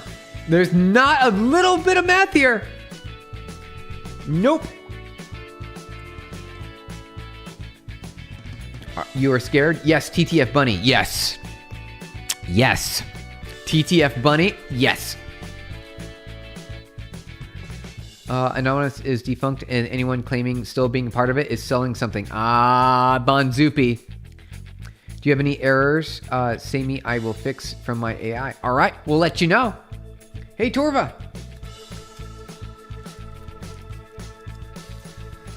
I see you over there. There now is the right one. There's now the right one. There you go. There you go, Torva. Thank you, Torva. I appreciate it. I understand I understand it now, and I get it in Torva. Thank you. I see what you're trying. I see what you did there. So now we've implemented this, and we're going to need to get some more things here. We need to create a one-shot. We need to submit the one-shot to our cache service, and then we need to receive that. So this is going to be the most complex part of it. Imagine something like Pig Latin turns out to be the most efficient decoder. Yep. How's it going there, Soko? Is JavaScript worth learning? Yes, I think so. Yes. I think JS and Python are too necessary to learn. Steven, how can you give Torva mod? Oh yeah, let's do that. Click on Torva. Boom. Your mod. It's your mod now. Your mod. Ask and you shall receive. Okay. So let's go ahead and implement this side of the picture.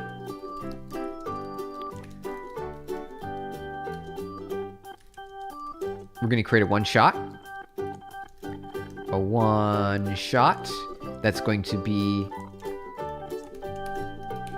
a really easy one shot. Self.request.send. So we're going to send a new request that's going to be a getter. Request get. And our get needs to have this information. And I believe we're going to have our key and our one shot, which will be the reply. I think so. No, just the reply. Just the reply, please. Reply here. There we go. And we need to clone this. So that way that gets passed into... Because this is a different thread. Remember, this is a different thread. The mod view is fancy. It is pretty fancy over there, isn't it? Much better, much better. Umar, how do you know you actually love coding and not going with the trend? Sorry if it's a silly question. If you get like bursts of joy when you see things like this, right here. This is what gives me joy when I see this right here. I'm like, ooh, look at this. It's amazing. Look, oh, it's just so satisfying. Then you like coding. Though not everyone's like that. You can like coding for other reasons.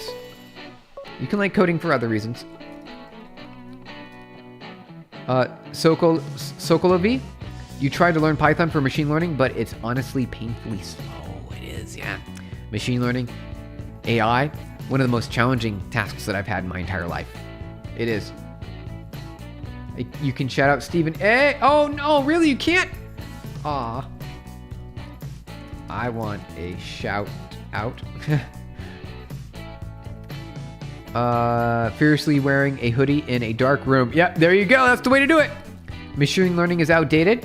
Is it? Well, I mean, it's the core. It's still the core of all modern AI. We still use matrix multiplications. Mine glitched out every 2 seconds. Ooh. You don't particularly enjoy coding while building? You enjoy building. Okay, that's fair. That's fair. You can like certain parts of the project more than the other. That's perfectly fine. How's it going there, Tony John? Good to see you. Assembly for you is harder than machine learning for me. Yes, assembly hard. ASM is hard, is challenging. Challenging. Jefferson, welcome. Good to see it. Welcome back. Good to have you here today. Are you Nike? Did you say your name was Nike? You're originally Nike? Okay. So we did that. We did that to do. You have an idea? Okay, sounds good. All right. I want natural language processing is insanely improved, and the machine learning algorithms and plain neural networks are in the past now. The plain ones are, sure. They're still densely connected, fully connected neural layers in the most modern, state-of-the-art models today. Wait, are we coding? Yes, we are. You're Nike? Okay, Jefferson. You used to be Nike, but now you're Jefferson. Okay, sounds good. Yes, we are. We're coding. We're doing the best part of your day, which is Rust Enums, enumerations. Did you know that you can have Rust Enums that look like this? Yes, you can. And it is amazing. It is as amazing as you thought it could be. So we've got our one-shot channel with a string reply. I think that's it right there. Let me double check everything looks good here. We need to send that reply and get the response. So here's the request, which is the key, and the reply, which is our one shot. And we take the one shot, and I believe we're going to need to do a little bit more here. We need to await .ok. Okay. And then we need to, let's see here. Do you have siblings? Yes, I do. I have family. We got family over here. So that takes care of this. We don't need that on, one line is fine for this, I think. Okay. And then, so we send the request with the reply channel, and then we need the RX to receive it. So this will receive it. How about this? Instead of saying RX, we'll say receiver. Or just say receive. R-E-C-E-I-V-E. Await.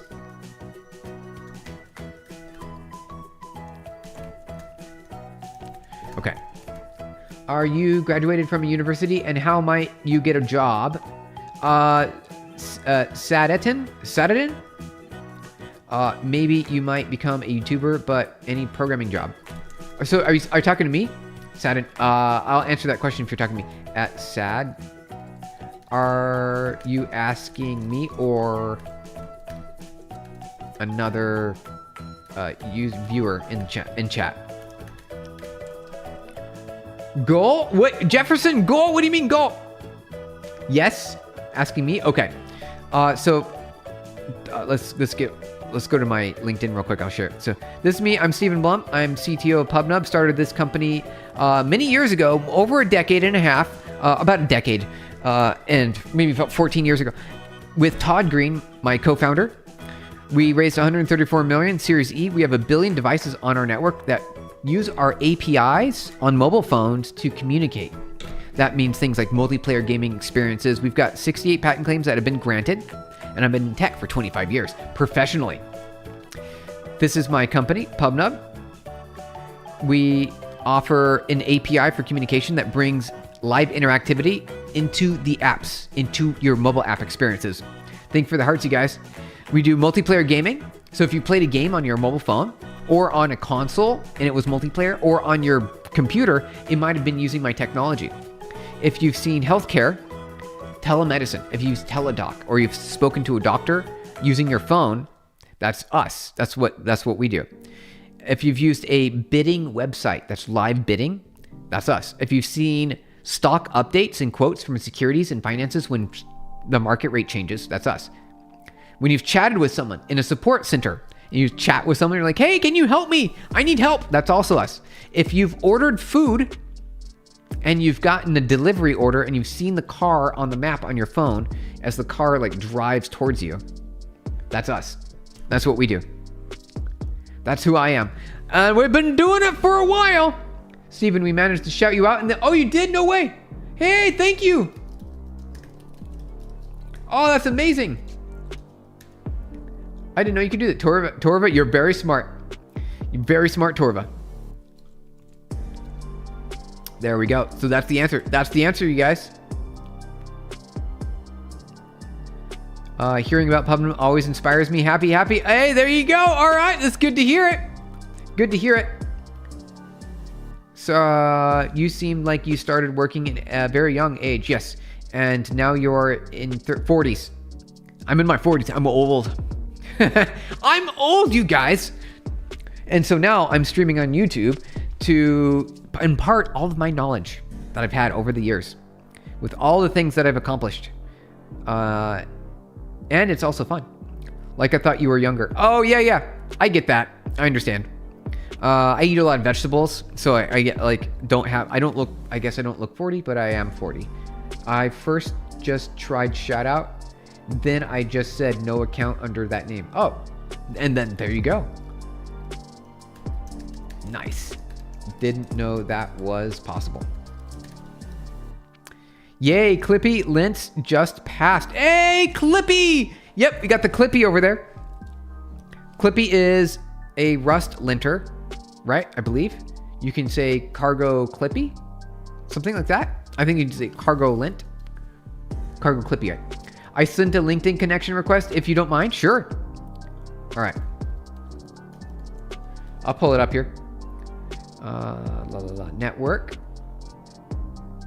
I found you. All right. Connected. I'll send you a message. There you go. All right. It's loading. It's loading. 1 second. Gonna reload that. Where'd you at? Wait, hold on. Uh-oh. Oh no, I lost you. 1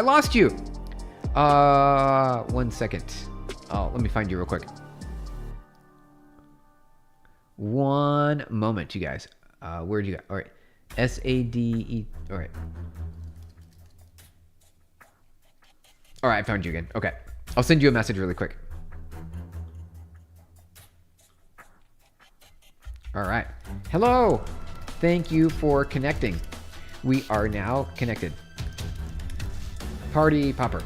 There you go. Yep. Message sent. All right. Cargo Clippy. Yep. There we go. I think I have like 4 active Google accounts, 8 total. Just the website stuff. Sure about. All right. Got to have all those accounts. You have unlimited aliases via DuckDuckGo. Oh, nice. That's a lot. Okay. All right, you guys. Let's go to our coding and let's finish our cache system here. I believe this should compile now. Maybe. We're going to find out. The compiler is going to say, nope, you can't do it. Oh, we did it. Look at that right there. We had it done this whole time. We just implemented a highly scalable, production-ready, memory-safe, parallel multi-threaded cache engine in just a few lines of code in Rust. 64 lines of code. Top to bottom, right there. Look at that, you guys. Look at that right there. We did it.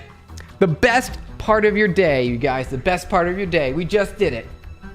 I didn't even realize it. I was like, oh, we got to do a whole bunch of other things. Oh, look, it worked right there. See?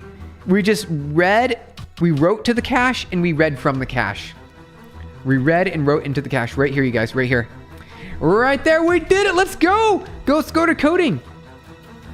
Your dream job is being CTO, Umar. Well, there's a lot of different kinds of CTOs. They do a lot of different things. What's the kind of CTO that you're thinking of? Is the party popper your favorite emoji? Yes, it is. Yes.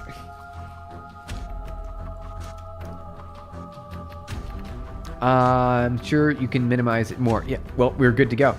Can you see my comments? Yes. Umar, yes. I can't see all your comments all the time because sometimes YouTube likes to hide them. It hides them for me. We'll run Clippy on this. We'll run Clippy on this really quick. Cargo Clippy. It's gonna give us. Oh, no way! Oh, look at that! Hey, Bonzoopy! That can't be right, can it?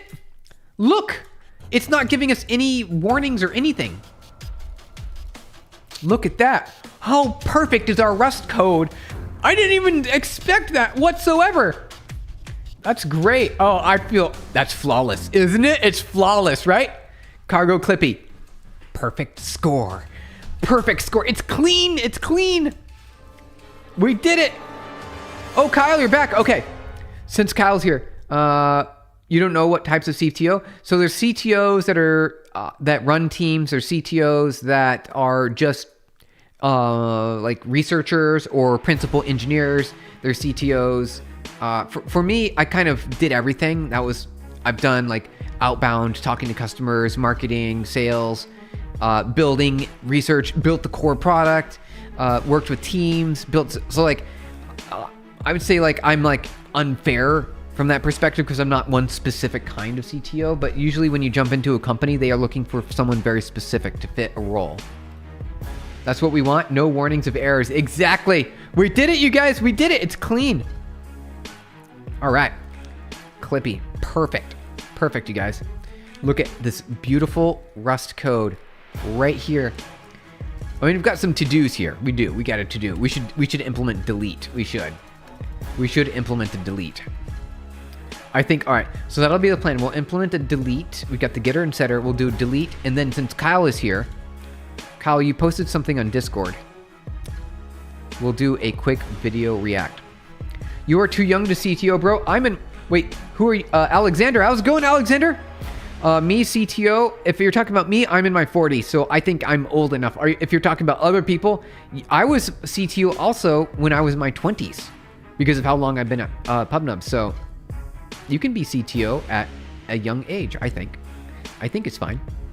It's really all about learning to learn or understanding how to learn, right? It's a lot of work to spend your effort into learning and knowing. One, you mean? Jefferson. Oh, I missed your message. Or no, I didn't. Okay. All right, Kyle, let's watch your video. GitHub Gist. Okay, let's do it. I'm going to put this on GitHub Gist and we'll watch Kyle's video. So, cat src main pb copy. And then we're going to create a new window. Call it a gist. We're going to create a new gist and we'll call it main.rs. This is a... Okay. So this is we're going to call this a multi-threaded async cache. That's it. That's all we have to call it. Oop. Here, see, let's make this a public gist real quick. Can we change it to a public? Make public, there we go. There we go. Okay. And I'll post this on link share. There you guys go. Right there, we did it. Look how clean and simple that is. It's so clean. It's a multi-threaded, highly scalable, multi-producer, single consumer async cache in Tokyo. MPSC cache in Tokyo. There we go. It's the best one. It's so good. It's amazing. You had a CTOS job, nonprofit beekeeping company for a few months when I was in my early 20s. Oh, beekeeping. Wait. Hold on a second. What tech involved in beekeeping? I'm curious about that. Okay. All right, Kyle, let's go to your video real quick. This woman spent 20 grand of her own money to stop somebody from trademarking the term SEO. It was in 2008 this guy began his attempt to trademark SEO. He essentially wanted control over who could sell SEO as a service. Thanks to her, after 2 years and her own money, his claim was blocked. And the craziest part, she was such a hero. The SEO community shared her PayPal with each other. In a few days, the donations she received paid everything back. People new to SEO might not know how much of a legend this woman is. Whoa, hold on. I didn't know someone did that. This woman spent 20 grand of her Who is this? Who is it? own money to stop somebody from trademarking the term SEO. Jason Gembert was the person who was trying to copyright SEO. Wow. And then who is this though? In 2000. Oh, Rhea Dries. Her own money, Rhea. Thank you, Rhea. Let me see if I can find her last name there. Yep. Drysdale. Okay. Rhea Drysdale. Thank you, Rhea Drysdale. Thank you for fighting. Thank you for fighting this. That's amazing, Kyle. Whoa. Did Neva ever come in chat? No, I haven't seen Neva today, I don't think. No, it's just bees, and more bees. Okay, Bunsoupy. And also honey. Okay. Yeah, exactly. We rescued bees from getting exterminated. Oh, nice. That's amazing. All right, so we got it on our gist here. So let's see here. I'll copy this over. Oops. Let's see. Copy. To link share. There we go. That's today's project. There you guys go. All right. This is great. Okay. This is fantastic. I think that is just phenomenal. It's also ridiculous that Jason Gembert decided to try to copyright, restrict anyone using the term SEO. That's ridiculous. I had two very happy bumblebees run straight into me the other day. Oh, really? Oh, nice. They bounced off you, or like playing with each other. No lie. Bumblebees are really docile, aren't they? They're like really docile until you disturb the hive. Unless you disturb the hive, but otherwise they're docile. All right. So we did it, you guys. I'm actually really satisfied here. So what I want to do is let's see. Oh, so this is neat. Check this out. I updated the subtitles on my screen to get rid of bad words. I'm trying to remember what bad words I got rid of. Let me find out real quick. Yeah, let's open this up. So that would be projects, JavaScript. Let's see here. Oh, okay. A bunch of bad words there. Okay. STFU. See, it replaces it with a word. Here, any bad word, it replaces it with the word puppies. Darn? No, darn's not a bad word. Let me pull this off the screen real quick. I don't see. You want to see what bad words I have in here? I had like a really easy one. Is there like a non-bad word that I can say? Damn. There we go. There we go. There we go. That's the word. That's an easy one. That's an easy one. Yep. So just in case. Just in case. So like damn turns into puppies. Damn. Yeah. So it turns that word damn. Yeah, there it goes. Into puppies. First star on the gist. Oh, Loons, thank you. It works. You did it. I saw a glimpse of them. I know. I saw. I only had that on the screen there for a second. Only for a second. How's it going there, LB for life? Good to see you. Welcome on in. Thank you for saying hi. I saw it turn from damn to puppies. Yep. Damn to puppies. Yeah. See? It's gonna. So if for whatever reason, like I'm usually, classroom safe language here. Sometimes my subtitles, if you see the word puppies comes up, it's because the subtitles thought it was a bad word. So now it's just puppies. Are you Jewish? We may be related. I don't think so. I mean, I know most of my family. I'm not Jewish. As far as I know. As far as I know, I'm not Jewish. All right, so let's implement the delete. We need a string. All right, let's do it. Let's do the last to-do. The best part of your day. Isn't this great? Did you know that you could do this with Rust Enums? Bet you didn't know. I bet you didn't know. So now we need to implement a delete here. And we're going to call this delete. We don't need a value. We need to, I think it might be called delete, it might be called remove. We'll find out. We'll find out. All right. Cargo build. Remove. It's called remove. Okay. We'll call it remove. You're the most family-friendly streamer I know. Hey, Loons! Yep. I'm keeping it family-friendly, workplace safe, classroom safe. Got to keep things safe here.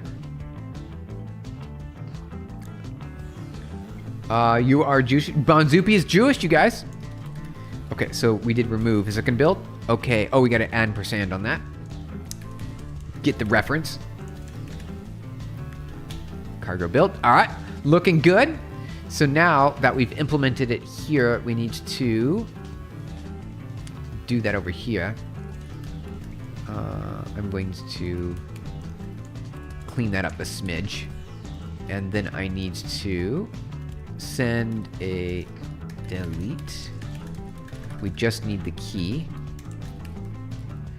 And we need to send a request that is a delete with just the key. That'll do. Here, I'm gonna clean this up. There we go.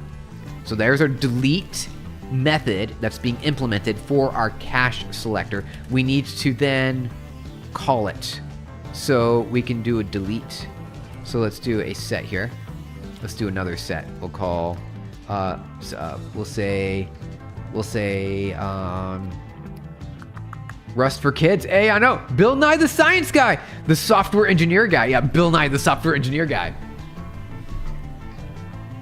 I like it. I grew up with Bill Nye on PBS. That's where I'm at. Bill Nye the Science Guy. Nice. Me too. Nice. Yep, PBS. I like that PBS stuff. All right, so let's set a new. So what we're gonna do is here we're gonna set a new one. We're gonna set delete me. We'll do another delete me. Okay, and then we're gonna do another. Grab some value. The key will also be delete me. We're gonna print the delete me. And this will be value. Okay. Let's see if this builds and runs. Okay, build. We async delete. We didn't use it. This method in this implementation never used. Oh, do we not use it?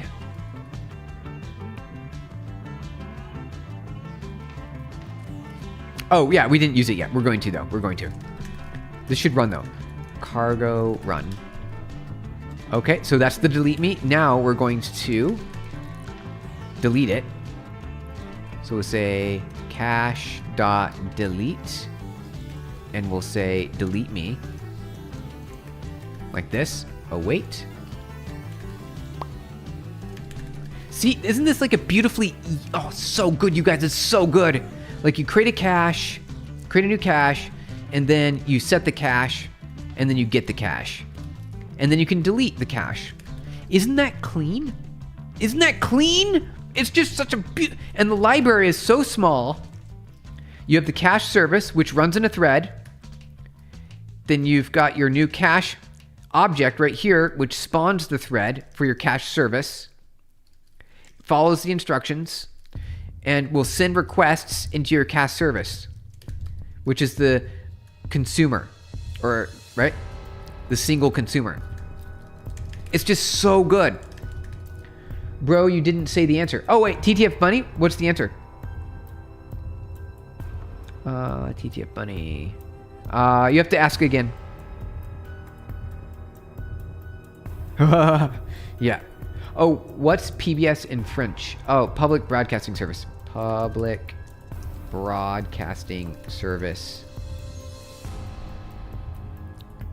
It's in a book. Take a look. It's a reading rainbow. Oh, yeah. With a butterfly.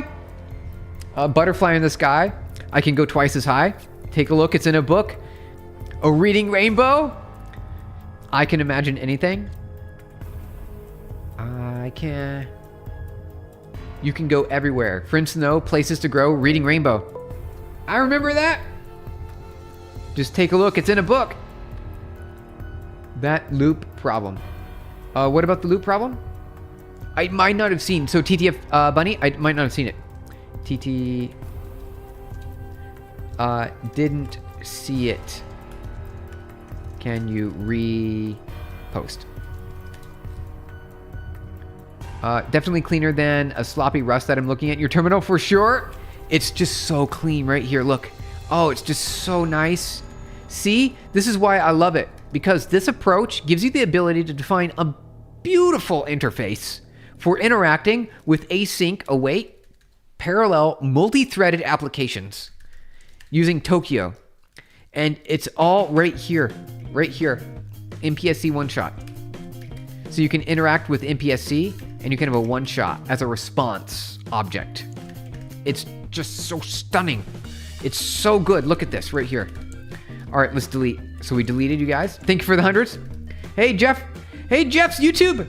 Good to see you. Hello again. Thank you for the 100s, you guys. Good to have you here.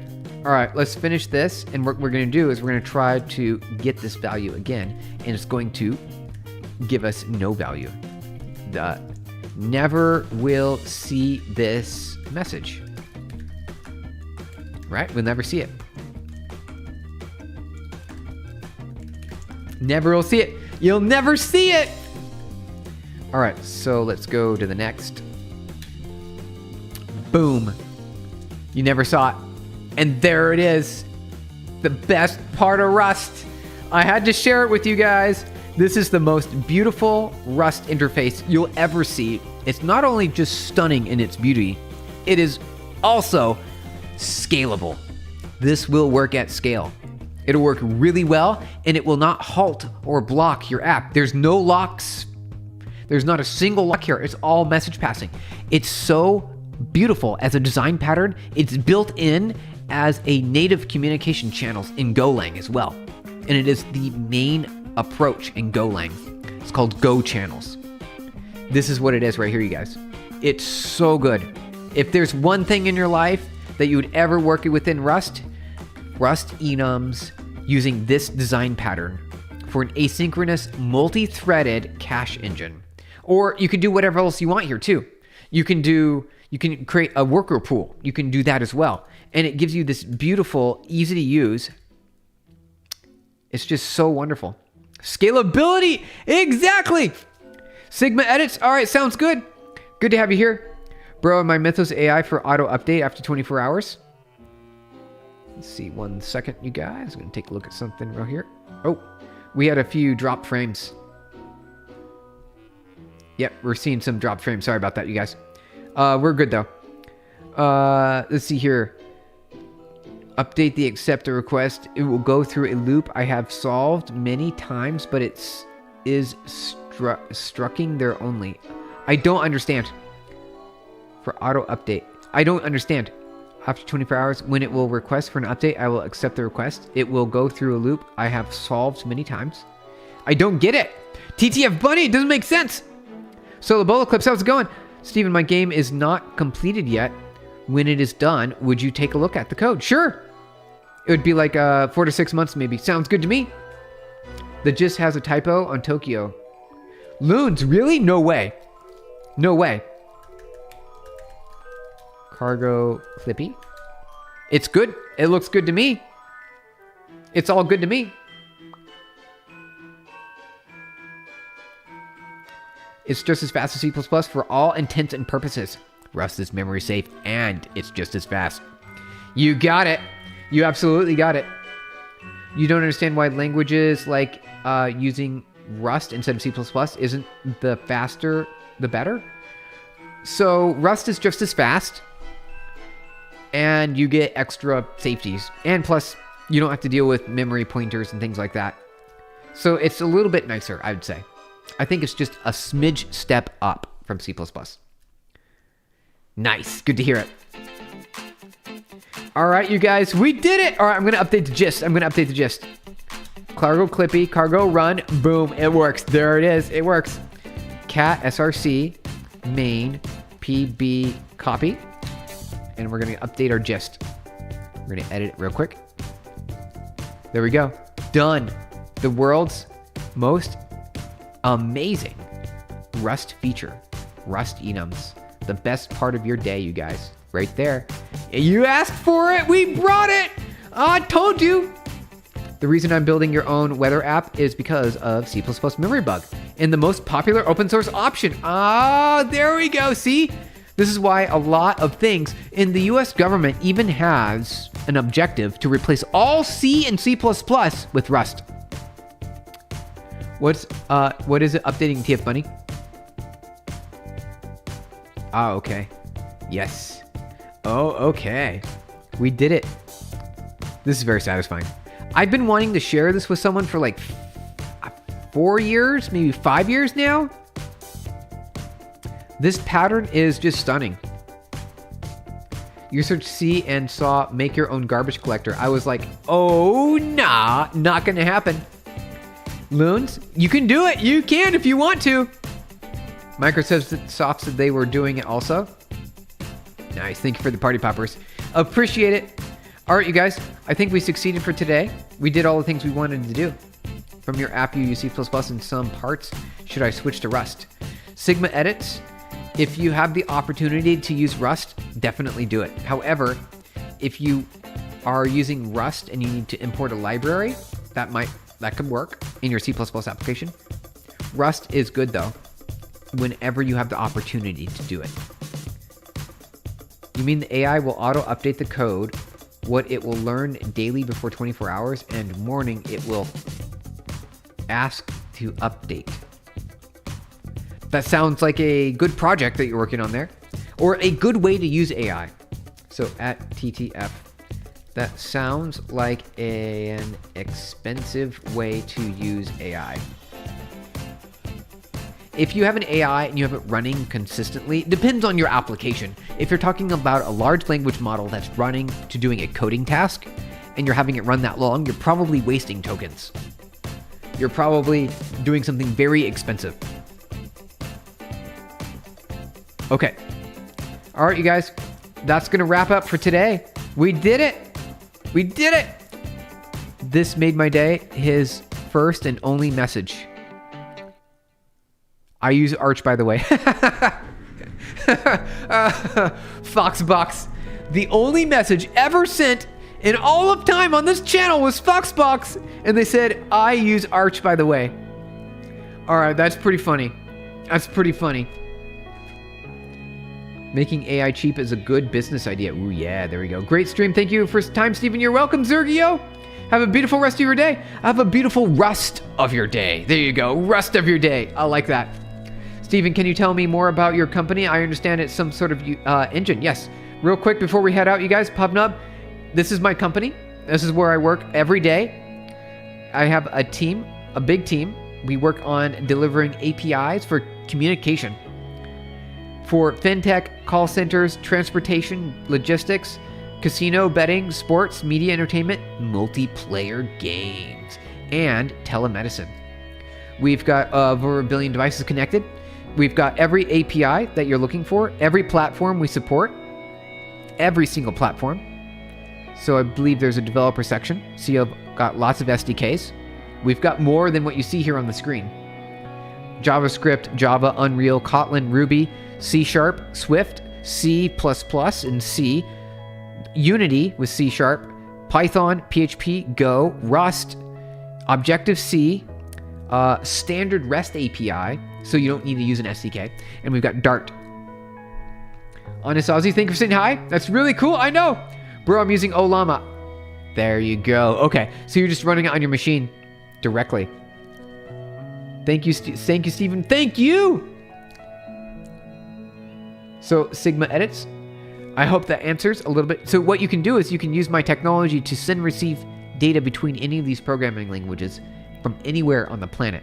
So you might have Kotlin running on your phone and JavaScript in the browser, and my phone can speak with Kotlin and communicate to the browser window or to someone else's phone running Objective-C on an Apple device.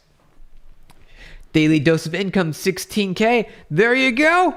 Making our way, you guys. All right. Thank you so much for joining in. I had so much fun to you today building Rust. All right, you guys, we're heading on out. We'll be back tomorrow with back to PyTorch. We're back to PyTorch tomorrow. That's the plan. More PyTorch tomorrow. Thank you guys for joining. Bye, everybody. Have a good rest of your day. See you tomorrow. Have a good night, Sigma Edits. Thank you, Torva. Thank you, Loons. Thank you, TTF Bunny, Anasazi. Thank you for stopping on by. Kyle as well. Good to see you guys. Bonzupi. Kyle. Good to see you guys. Everyone. See you tomorrow. We're back to PyTorch tomorrow. Bye, everybody. See you, Anasazi. See you, Loons. See you, Amar. Good rest of your day. Bye. Bye, everybody.